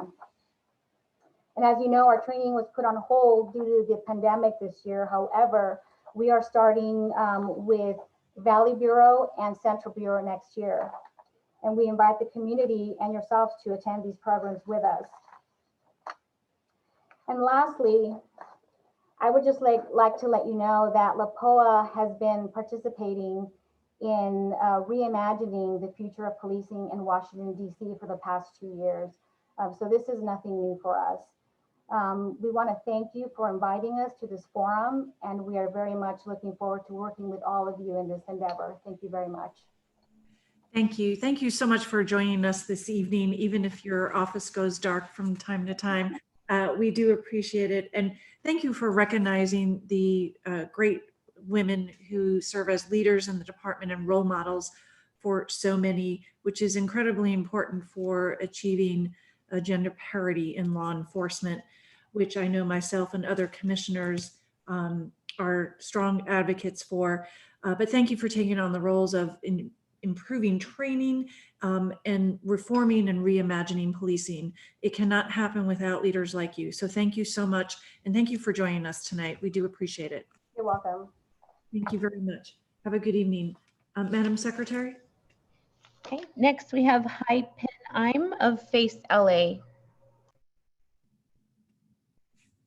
Very well. Welcome. There we go. It looks like you've been brought up. If you could unmute your microphone, and if you choose, open your camera so we can see you. Okay. There we go. Welcome. Good evening, everyone. And I guess I'm next, very close to the end of all your hard work. Again, my name is Hai Pin Im. I run a nonprofit called Faith and Community Empowerment. And the organization formed in essence as an inspiration from my parents who were in ministry. And when they were called to ministry, they thought they were going to go and save a lot of souls, which they did. But in addition, they ended up really becoming unpaid social workers because the need in the congregation was so great. And so they were helping people with housing, jobs, you know, whatever, driver's license, social security, all that. And for what resource they had, you know, they did a pretty good job, but I saw the struggle and I always thought, could there be a better way? And when I grew up, I saw the model of First AME Church, where they, through their affiliated nonprofit, could partner with the broader community. And so we took this model and brought it to our community. And in 2001, so we've been going on 20 actually, in terms of forming partnerships that allow us to connect the community with the broader community. As a Korean American, I have to say that the LA riots, you know, out of the $1 billion in property damage, almost 50% were incurred by Koreans. And a thought that has always hurt me was that when we were kicked down and crying, there were others there to cry with us. And that was a constant question of how can we do better? And so my experience with the police during that season of life was in history of our city was that instead of the police being there to defend us, they protected certain communities, did not protect us. And even when the store owners tried to defend themselves, it was them that were being arrested versus the individuals that were coming to burn or to steal from their business. So again, it was a very traumatic experience. Another memory with the police was I was a young college student and I was in Long Beach, and I saw, it was by a hospital, and I saw some police officers come. And again, I had no relationship with the individual that they had arrested, but they were again, it was a scan, and you know, life went on and I went by, but it seemed that they were treating that individual in a very brutal way. And that was just kind of a certain impression. But just in general though, I've been involved as a nonprofit leader, so I've built relationship with the police. So in that way, overall, I've had very positive feelings I felt safe when there was a police officer. And in general, in spite of a lot of contradicting, I guess, examples in my mind, I still had this belief of safety. But I have to say, particularly in this past season, it has caused a lot of concerns and questions. I do not feel safe as I used to. Whether the past confidence came from reality or not, but I think the more exposure of the inconsistencies of and the lack of transparency and the lack of accountability makes me fearful as a citizen, even though, again, I enjoy a lot of good relationships with a lot of good police officers. So again, kudos to them for all the officers that are right now standing in the gap, keeping our community safe. So I want to make sure that I acknowledge that. But at the same time, again, as a citizen, most recently there was an incident in Koreatown, and I reached out to the police officers there, and in certain ways they were responsive, but then there was also in other ways where I felt as a citizen that, again, there was a lack of transparency. So what I saw was an article in Korea Daily of an older woman, and she was found in Koreatown, like Olympic and gosh, I'm trying to recall, maybe Vermont area. And about 16 police officers were corralling around her, and she had a broomstick. And it didn't make sense that there were 16 officers, again, as a member of the public, just in terms of impressions. And in subsequent communication with the police officers, I learned that basically she had some mental health challenges. She was throwing glass. And so, someone called, and the report said a woman with, I think, what they call lethal weapon. I don't remember the official terminology, right? And so they also called upon backup. But eventually, this happened in Koreatown. A Korean-speaking officer came, and that was kind of the first indication. When she calmed down, she literally sat on the ground. But when the police officers started to bring the cars in, right? I think without proper communication, I could imagine if I'm an older lady, she did have prior record, but still, she had calmed down and she was listening. But when the police car started to come, and I think the police officers, they were doing it for sake of safety as well, but without the proper communication, she started getting agitated and then again coming out as well. So I wanted to see the video because I thought it might explain certain things, but instead of getting that copy of the video, and again, I wasn't coming from a place of like judgment or, but more out of like, how can we be a resource for this lady and maybe for the police department?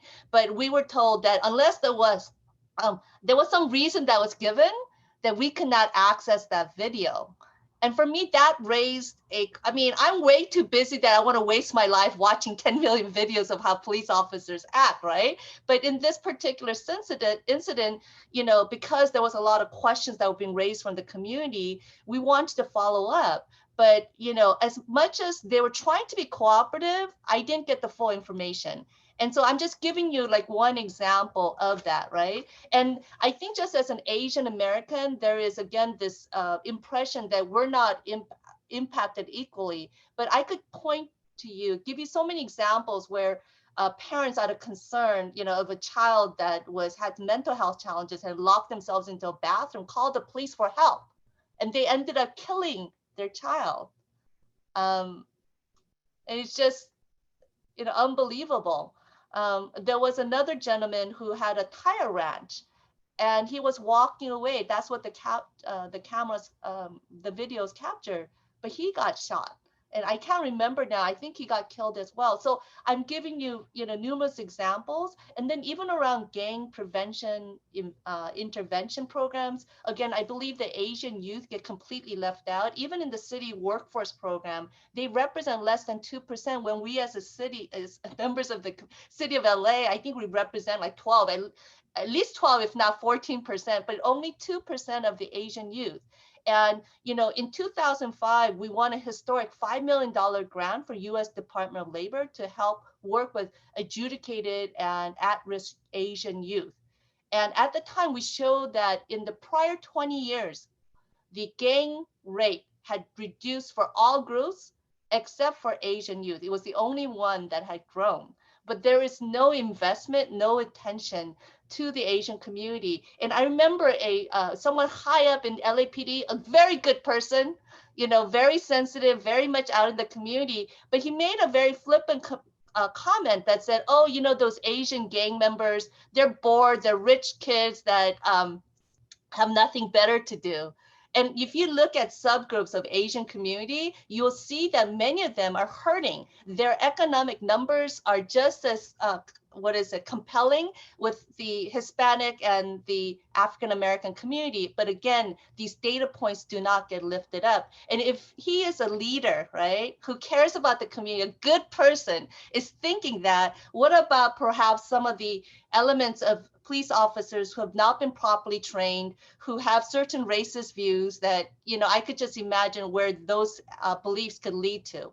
Finally, I would just say, I was shocked when I was in a meeting with a police chief that he had no power to fire his own men that he thought were not competent, that the police union has this practice where there's 3-person board, and also their records of bad behavior gets purged every 5 years.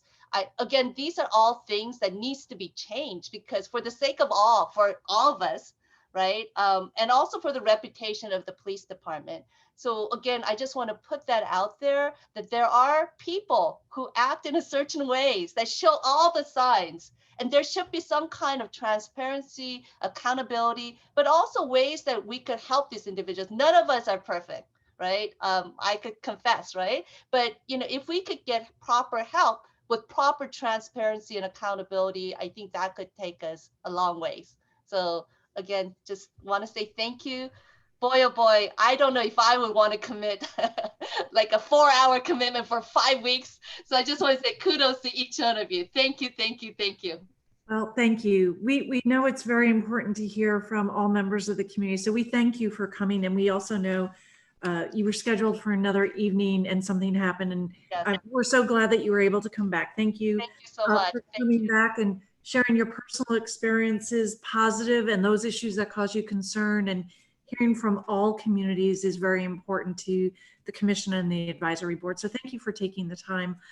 I'll only say one thing, that the Board of Rights process that you talked about, the board, it's a city charter issue. It's on the city charter. So it's the law of the city on how discipline is imposed. So is just it something that the council members could change? Or so you know what, we can talk about that another time, but I just wanted to clarify so the record's clear. It's a matter of the city charter. Got it. But I'm happy to follow up with you in greater detail so that you have those provisions, okay? I appreciate that. Again, thank you, and God bless each one of you. Thank you, same to you. Okay, thank you. Madam Secretary, our next speaker or speakers? Okay, our next speaker, Robert Harris of the Los Angeles Police Protective League. Thank you. Mr. Harris, is he presenting alone or is with someone else? I do not see the other speaker. Oh, they're together. That's they're right. together. Yes, ma'am. Yeah, we're both here. So we're going to kind of go in tandem. So we're going to kind of shuffle back and forth. I am Robert Harris. I am one of the directors on the board of the Los Angeles Police Protective League. I want to thank you all for the opportunity to address this task force and give us the chance to highlight why the LAPD is the most professional police organization in the country and why we are the national standard bearer when it comes to policing best practices. I know a PowerPoint was given to you all. I don't know if you have that or are. Madam Secretary, could you freeze the clock while you pull up the PowerPoint? It always takes us a moment, as you know, with the technology. So sure. If you could bear with us one moment. I assume you have it, Madam Secretary? I do. Give me one moment. Thank you. Of course.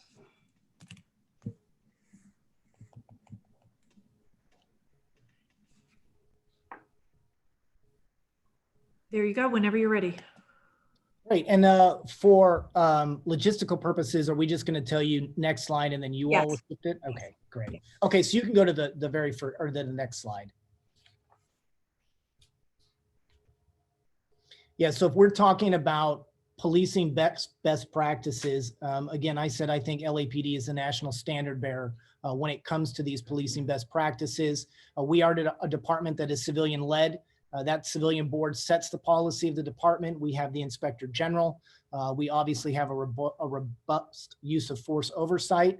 Our department is in compliance with Assembly Bill 392, which passed last year. It is the most comprehensive use of force legislation in the country. That includes that every agency in the state of California, to include ours, include reverence for life, de-escalation, proportional responses, and a duty to intercede and a duty to report excessive force and misconduct within their policies. We do have a robust training program. Our entire department has been through implicit bias training. We have crisis intervention training, and we have command and control training.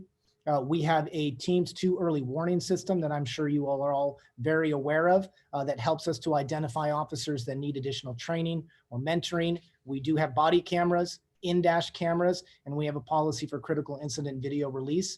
We have our SMART teams to deal with those suffering mental health crises. We have our community safety partnership program and our reset program to help with their homeless crisis. You can go to the next slide. The tangible and measurable impacts of these stringent policies can be seen in the fact that our department is at a 30-year low when it comes to officer-involved shootings. Our officer-involved shootings has decreased over 45% over the last 5 years, and our categorical uses of force involving those suffering a mental health crisis has dropped 43% in 2019 alone. Next slide, please. Hi, I'm Doretta Santos, and I'll take a couple of slides and then we'll switch back. But LAPD actively supports recruiting officers. Currently, we have 70% of officers that are of color, 70%, a way improvement from the past. Next slide. We all know that Angelenos want to live in a society that's free of crime and free of the incident of crime. The numbers that you see are reported by the victims within our communities. These are the victims. People want to be safe in their community.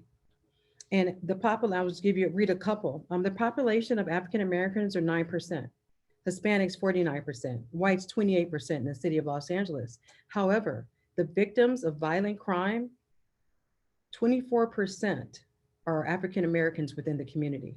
Homicides, 40%, rape, 24%, robbery, 15%, aggravated assault, 29%. We have to do better. Next slide.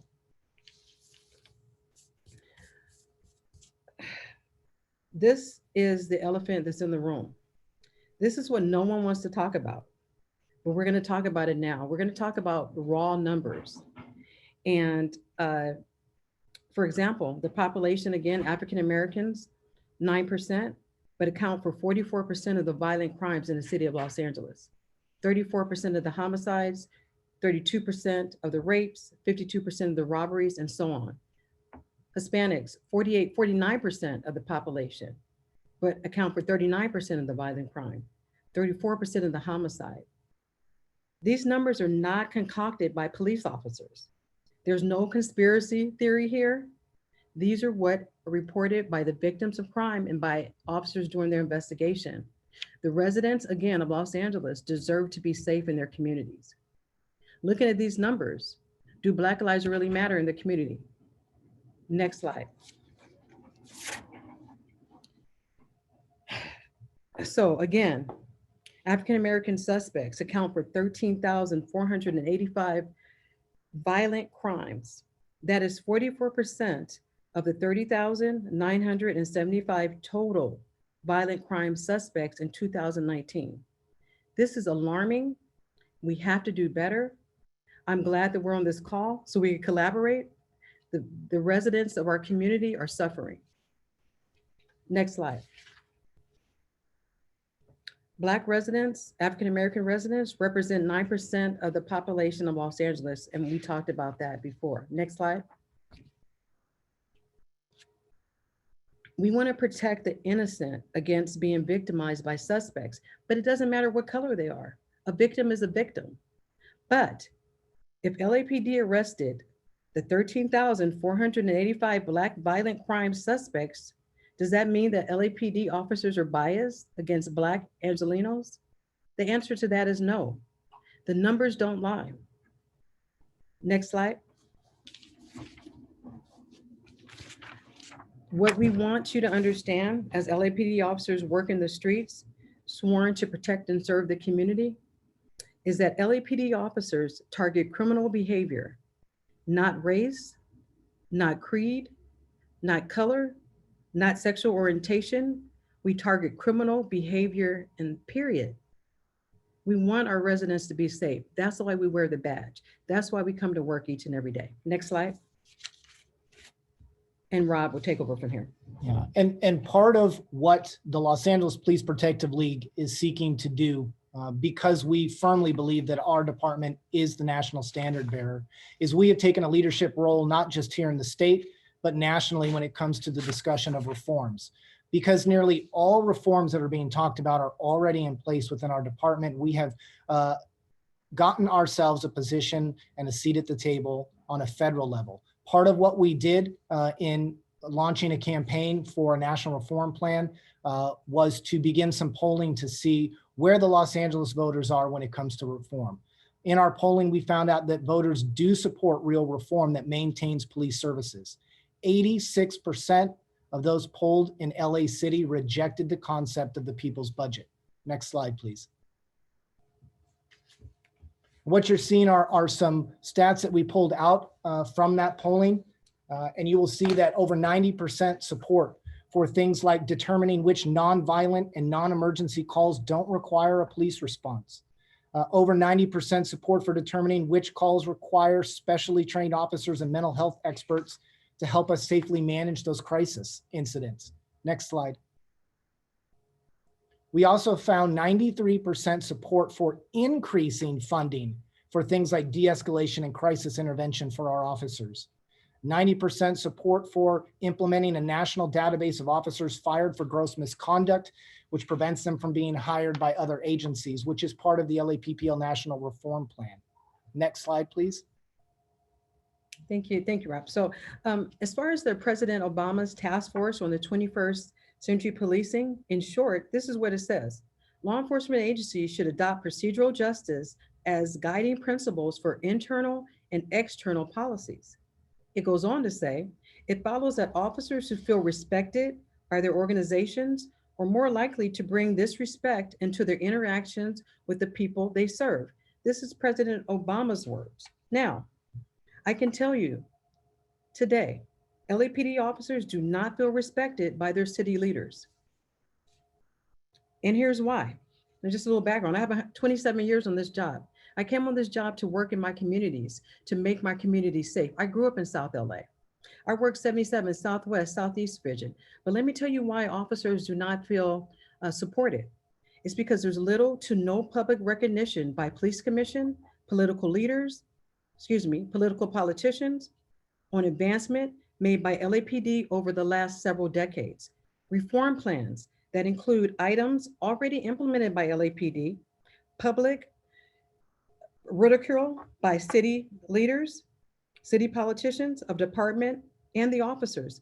Zero rationale for the $150 million budget cut, zero analysis of impacts these cuts have on public safety. Leadership is void. Failed to condemn attacks against police officers, and that's up 156%. The community that we serve, the majority love police. They support police. To the police commission, the mayor, city council, you should model the 21st century policing principles that you promote internally.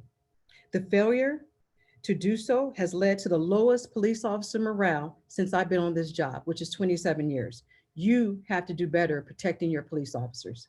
Thank you. Thank you very much. Thank you for taking the time. I know both of you are extremely busy and you do a great service to the city, and you're fierce advocates for the police department and the police officers. So thank you for that. Should there be any concern about where the police commission is on attacks on police officers, let me make it very clear, we condemn it. There is no excuse for attacking police officers. Absolutely, 100%. And while all the police commissioners are not here tonight, I know with confidence that I do speak for them on that. We do appreciate your zealous advocacy. We do also appreciate, in my experience, the Police Protective League has been a collaborator on reform. We will be coming to you with more efforts to collaborate for sure. This is an important opportunity for all of us to work together in the benefit of our communities. I do thank you for your time tonight and for your detailed presentation. Thank you very much. Thank you. Thank you. Madam Secretary, our next speaker, please. Okay, and our next scheduled speaker is not logged on, so we'll move on to the Youth Justice Coalition and Alex Sanchez of Homies Unidos. Very well. Representatives of the Youth Justice Coalition.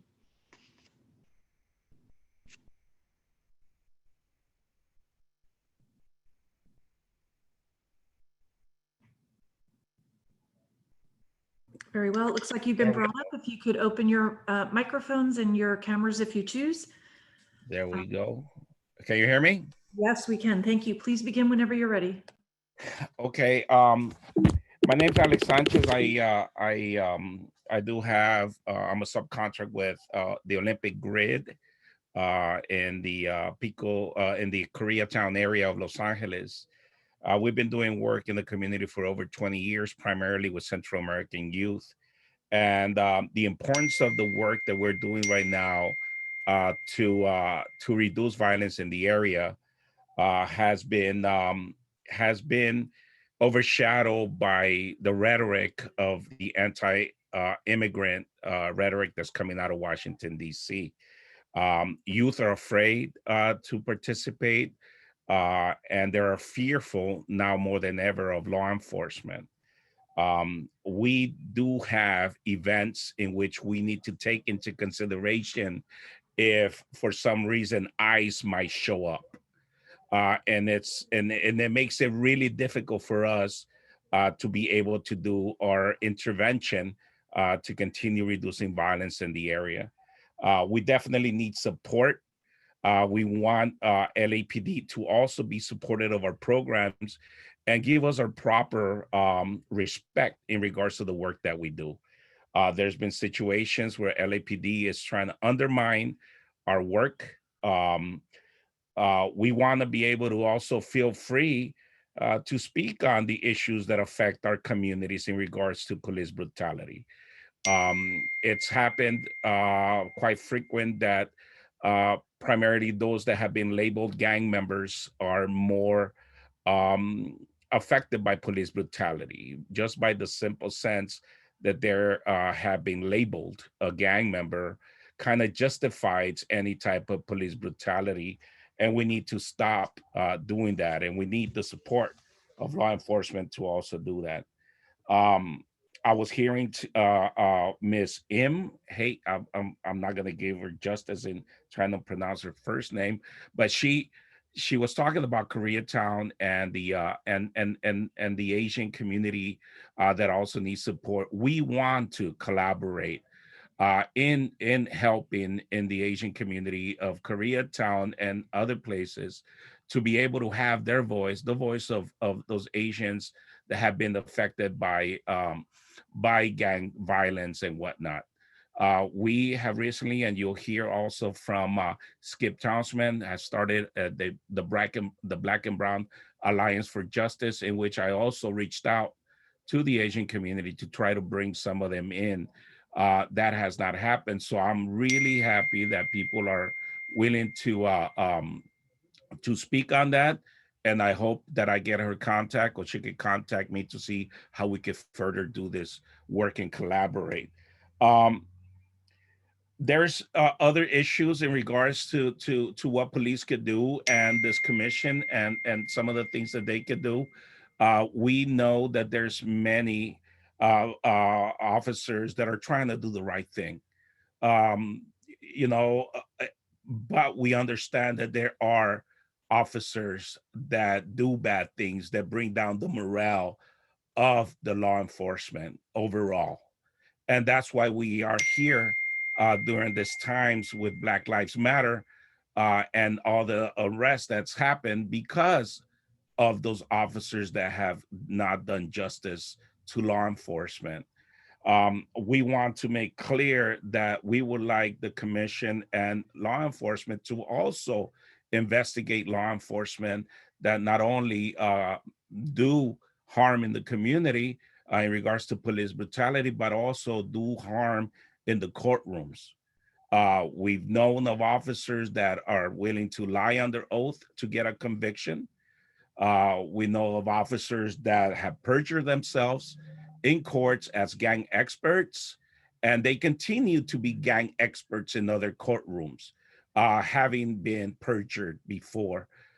So that's definitely problematic when it comes to doing the work in the community that has been doing so much to try to reduce violence. And it's had its impact because we don't have the violence that we had in early 90s. Violence have maintained reduced in the community. We are not the gang capital of the world anymore. By far, Los Angeles has had low numbers in gang violence and homicide. So definitely the work that we're doing in the community and the African American and Latino neighborhoods, primarily where gangs are predominant, reduction of gang violence, it's significant. And that has been because of the work that former gang members like myself have taken on this charge to come back into the communities and give something back from what we once took. Right? And that's about facing our responsibilities as people that now understand the things that have happened to us and that we need to go back and do something about it. And so we definitely need to maintain some type of collaboration with law enforcement, obviously, but we need to be eye to eye in this. And we need to, when we have complaints about officers harassing our youth that are working with us, then we need to be taken serious. It needs to be taken serious, not just shuffle away and not those complaints are not heard, right? So, yes. I'm so sorry to cut in. I'm so sorry to cut in. I just want to make sure they get to Skip also, and I can give up my time. Okay, oh, definitely. Thank you for hearing me. Absolutely. There's about almost 4 minutes. Skip Townsend is one of the phone calls that came in, and I'll look for the back of his number so you'll know what to look for. Madam Secretary, can you hold the time, please? And it's, thank you so much. What's the last four of his number? 1902. Is there any way to give him a full 4 minutes? I know you all must be exhausted, but it's fine. I'll give up my time. Okay, thank you. We'll go to, we have 1902 pulled up. I understand that's Mr. Thompson. If you could, we lost him, sorry. Give me 1 second. Of course. Always technical issues here. And I've been friends with Skip for over 20 years. We've grown up. Oh, and we have him now. I'm sorry. Okay, great. And thank you, Madam Secretary, for putting 4 minutes on the clock. Skip, are you there? Yeah, there we go. Please. Yes, can you guys hear me? Yes, thank you. All right, so I just want to thank for the opportunity to be able to have this discussion with the commission. I truly believe that this is the most important thing, not just in the city right now, but also in the country, with the disconnect between law enforcement and the community. First, I want to tip my hat to LAPD because they make an attempt, they make an effort. But it's sort of like not enough effort to save lives, and it does not affect the 10,000 sworn officers. So I think that there are some training issues that need to happen, not just with the LAP patrol officers, but also with the supervisors who might have been part of the system that was around with Daryl Gates in the beginning, and that system, I believe, needs to change. If we had one great officer or one great captain or one great chief, it does not create the systematic changes that's needed in our communities. So when we talk about the redirection of funding for the police department, I believe that definitely intervention should be at the top tier without a doubt, because interventionists, without a badge, without a gun, we walk in the communities each and every day to reduce violence. And if I heard correctly, I heard Alex Sanchez talking about the reduction of violence. So if we think about 1992 and 1993, when the city of Los Angeles had the highest rate of homicides ever, 1,200, 1,100, whatever it was, those were the years that the community had created forms to create peace with each other. So just imagine in the years that 92 and 93, when we were creating peace, LAPD didn't know how to address it. So what they did is they militarized their metro unit and they crashed it and stopped the peace treaty, stopped the peace agreements. They stopped what we had going to create peace in our own communities.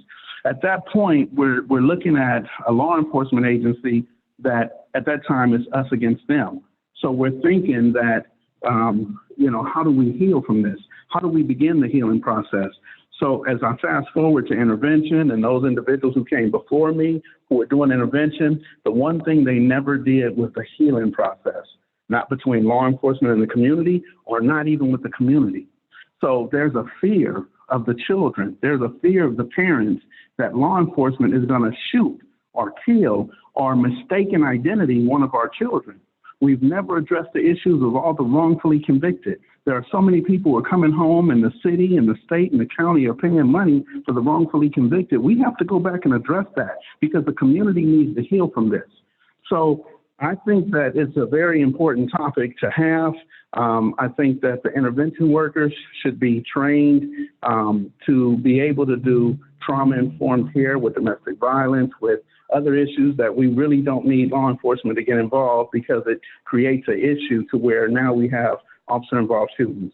So I think from my perspective, I want everyone in the community to go home every night, not just law enforcement, but I want the community members to go home as well. So that will require a number of trainings with the community and a number of trainings without the community. So if the commission is up for that, I raise my hand to say I'm all for it, and let's reintegrate some sort of peace and harmony and healing into a community that has not ever had healing with LAPD. Thank you. I just wanted to say real briefly is that I sent Mr. Teefank a description of what intervention or peace builders do, what their typical day looks like, what transformative justice is, which is a key part of their work, or restorative justice. There's two different things, you have both definitions, and why it's essential to have a balanced public safety budget that includes intervention, youth centers, youth jobs, as well as other community resources, and not just law enforcement and prisons. Thank you so much. Thank you. Thank you, all three of you, for coming this evening and presenting, reflecting on Los Angeles's history, which is incredibly important for all of us to reflect on, and for the work that you do every day in the community. It's critically important. So thank you all. Thank you for coming tonight and presenting. We do appreciate it. Thank you very much. Have a good evening. Madam Secretary, is there another speaker? Or? No, those were our final speakers. All right, very well. Madam Secretary, we have a few people, I think, who are up for or raise their hands for public comment. Let's just take the, I'm not sure, 2 or 3 who have not yet spoken before. We have Damaris M.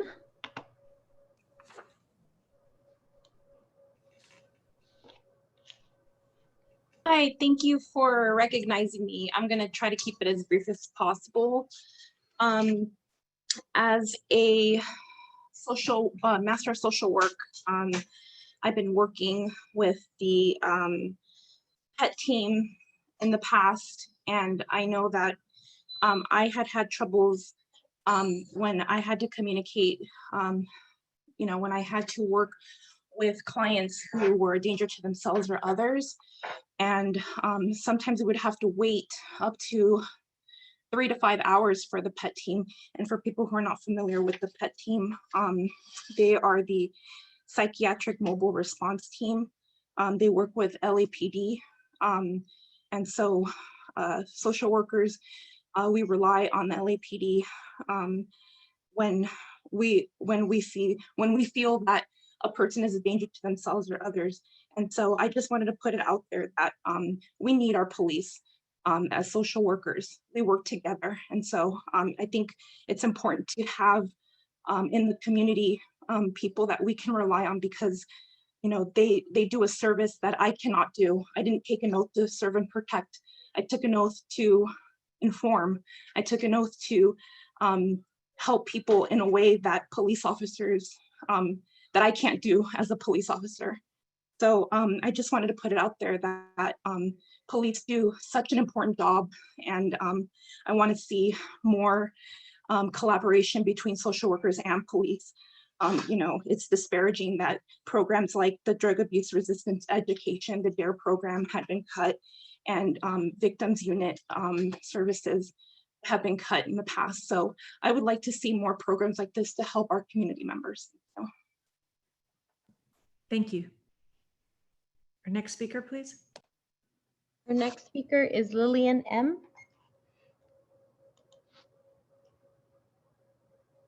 Oh, it looks like Lillian has an older version of Zoom. All right, then regrettably, we'll have to move on. Apologies, Lillian. If you want to submit something in writing, please do so. Okay, and then our final speaker is Kay Lajivardi.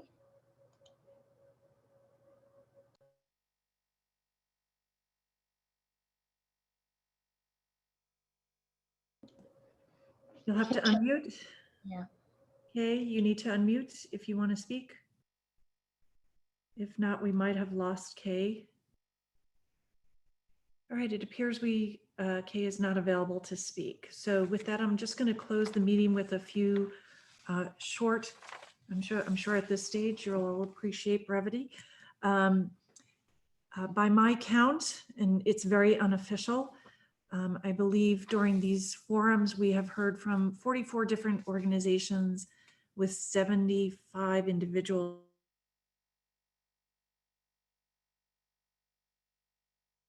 Very informative presentations. We do thank everyone who has participated for taking the time. As I said, the presentations were impactful, filled with a lot of recommendations, and they were also very sobering. But I think from my perspective, I also find them very motivating and inspiring. I do believe that there is much common ground that we can come together on for reform. Unlike some of the speakers, I have not lost faith in reform. I believe we can achieve a great deal by working together. We have a foundation from all these forums, a foundation upon which we can build a solid reform package. And I do believe we can build and create even greater public trust in the institutions in the city, including the Los Angeles Police Department. And I do believe Los Angeles can be a leader here, but to do so, we simply cannot demonize each other. No group can demonize another group. We have to recognize everyone has an important voice. Officers cannot be demonized, activists cannot be demonized. We must come together and collaborate towards making this city stronger and making the Los Angeles Police Department a more effective institution to work with its community. I thank you all for coming tonight. I do thank all of the members of the commission and the advisory board, particularly those here tonight, where we had our longest session yet. Ms. Shields, I do want to thank you for not only attending tonight's session, but all of the sessions. I greatly appreciate your dedication to this. Mr. Teefank, our profound thanks to all the staff that has worked behind the scenes to make this happen. With that, we'll call it a night. Thank you all very much. And now everyone's free to go watch the Dodger game. Have a good evening. Thank you. Thank you for all your work, Commissioner. And you too. Thank you. Bye-bye.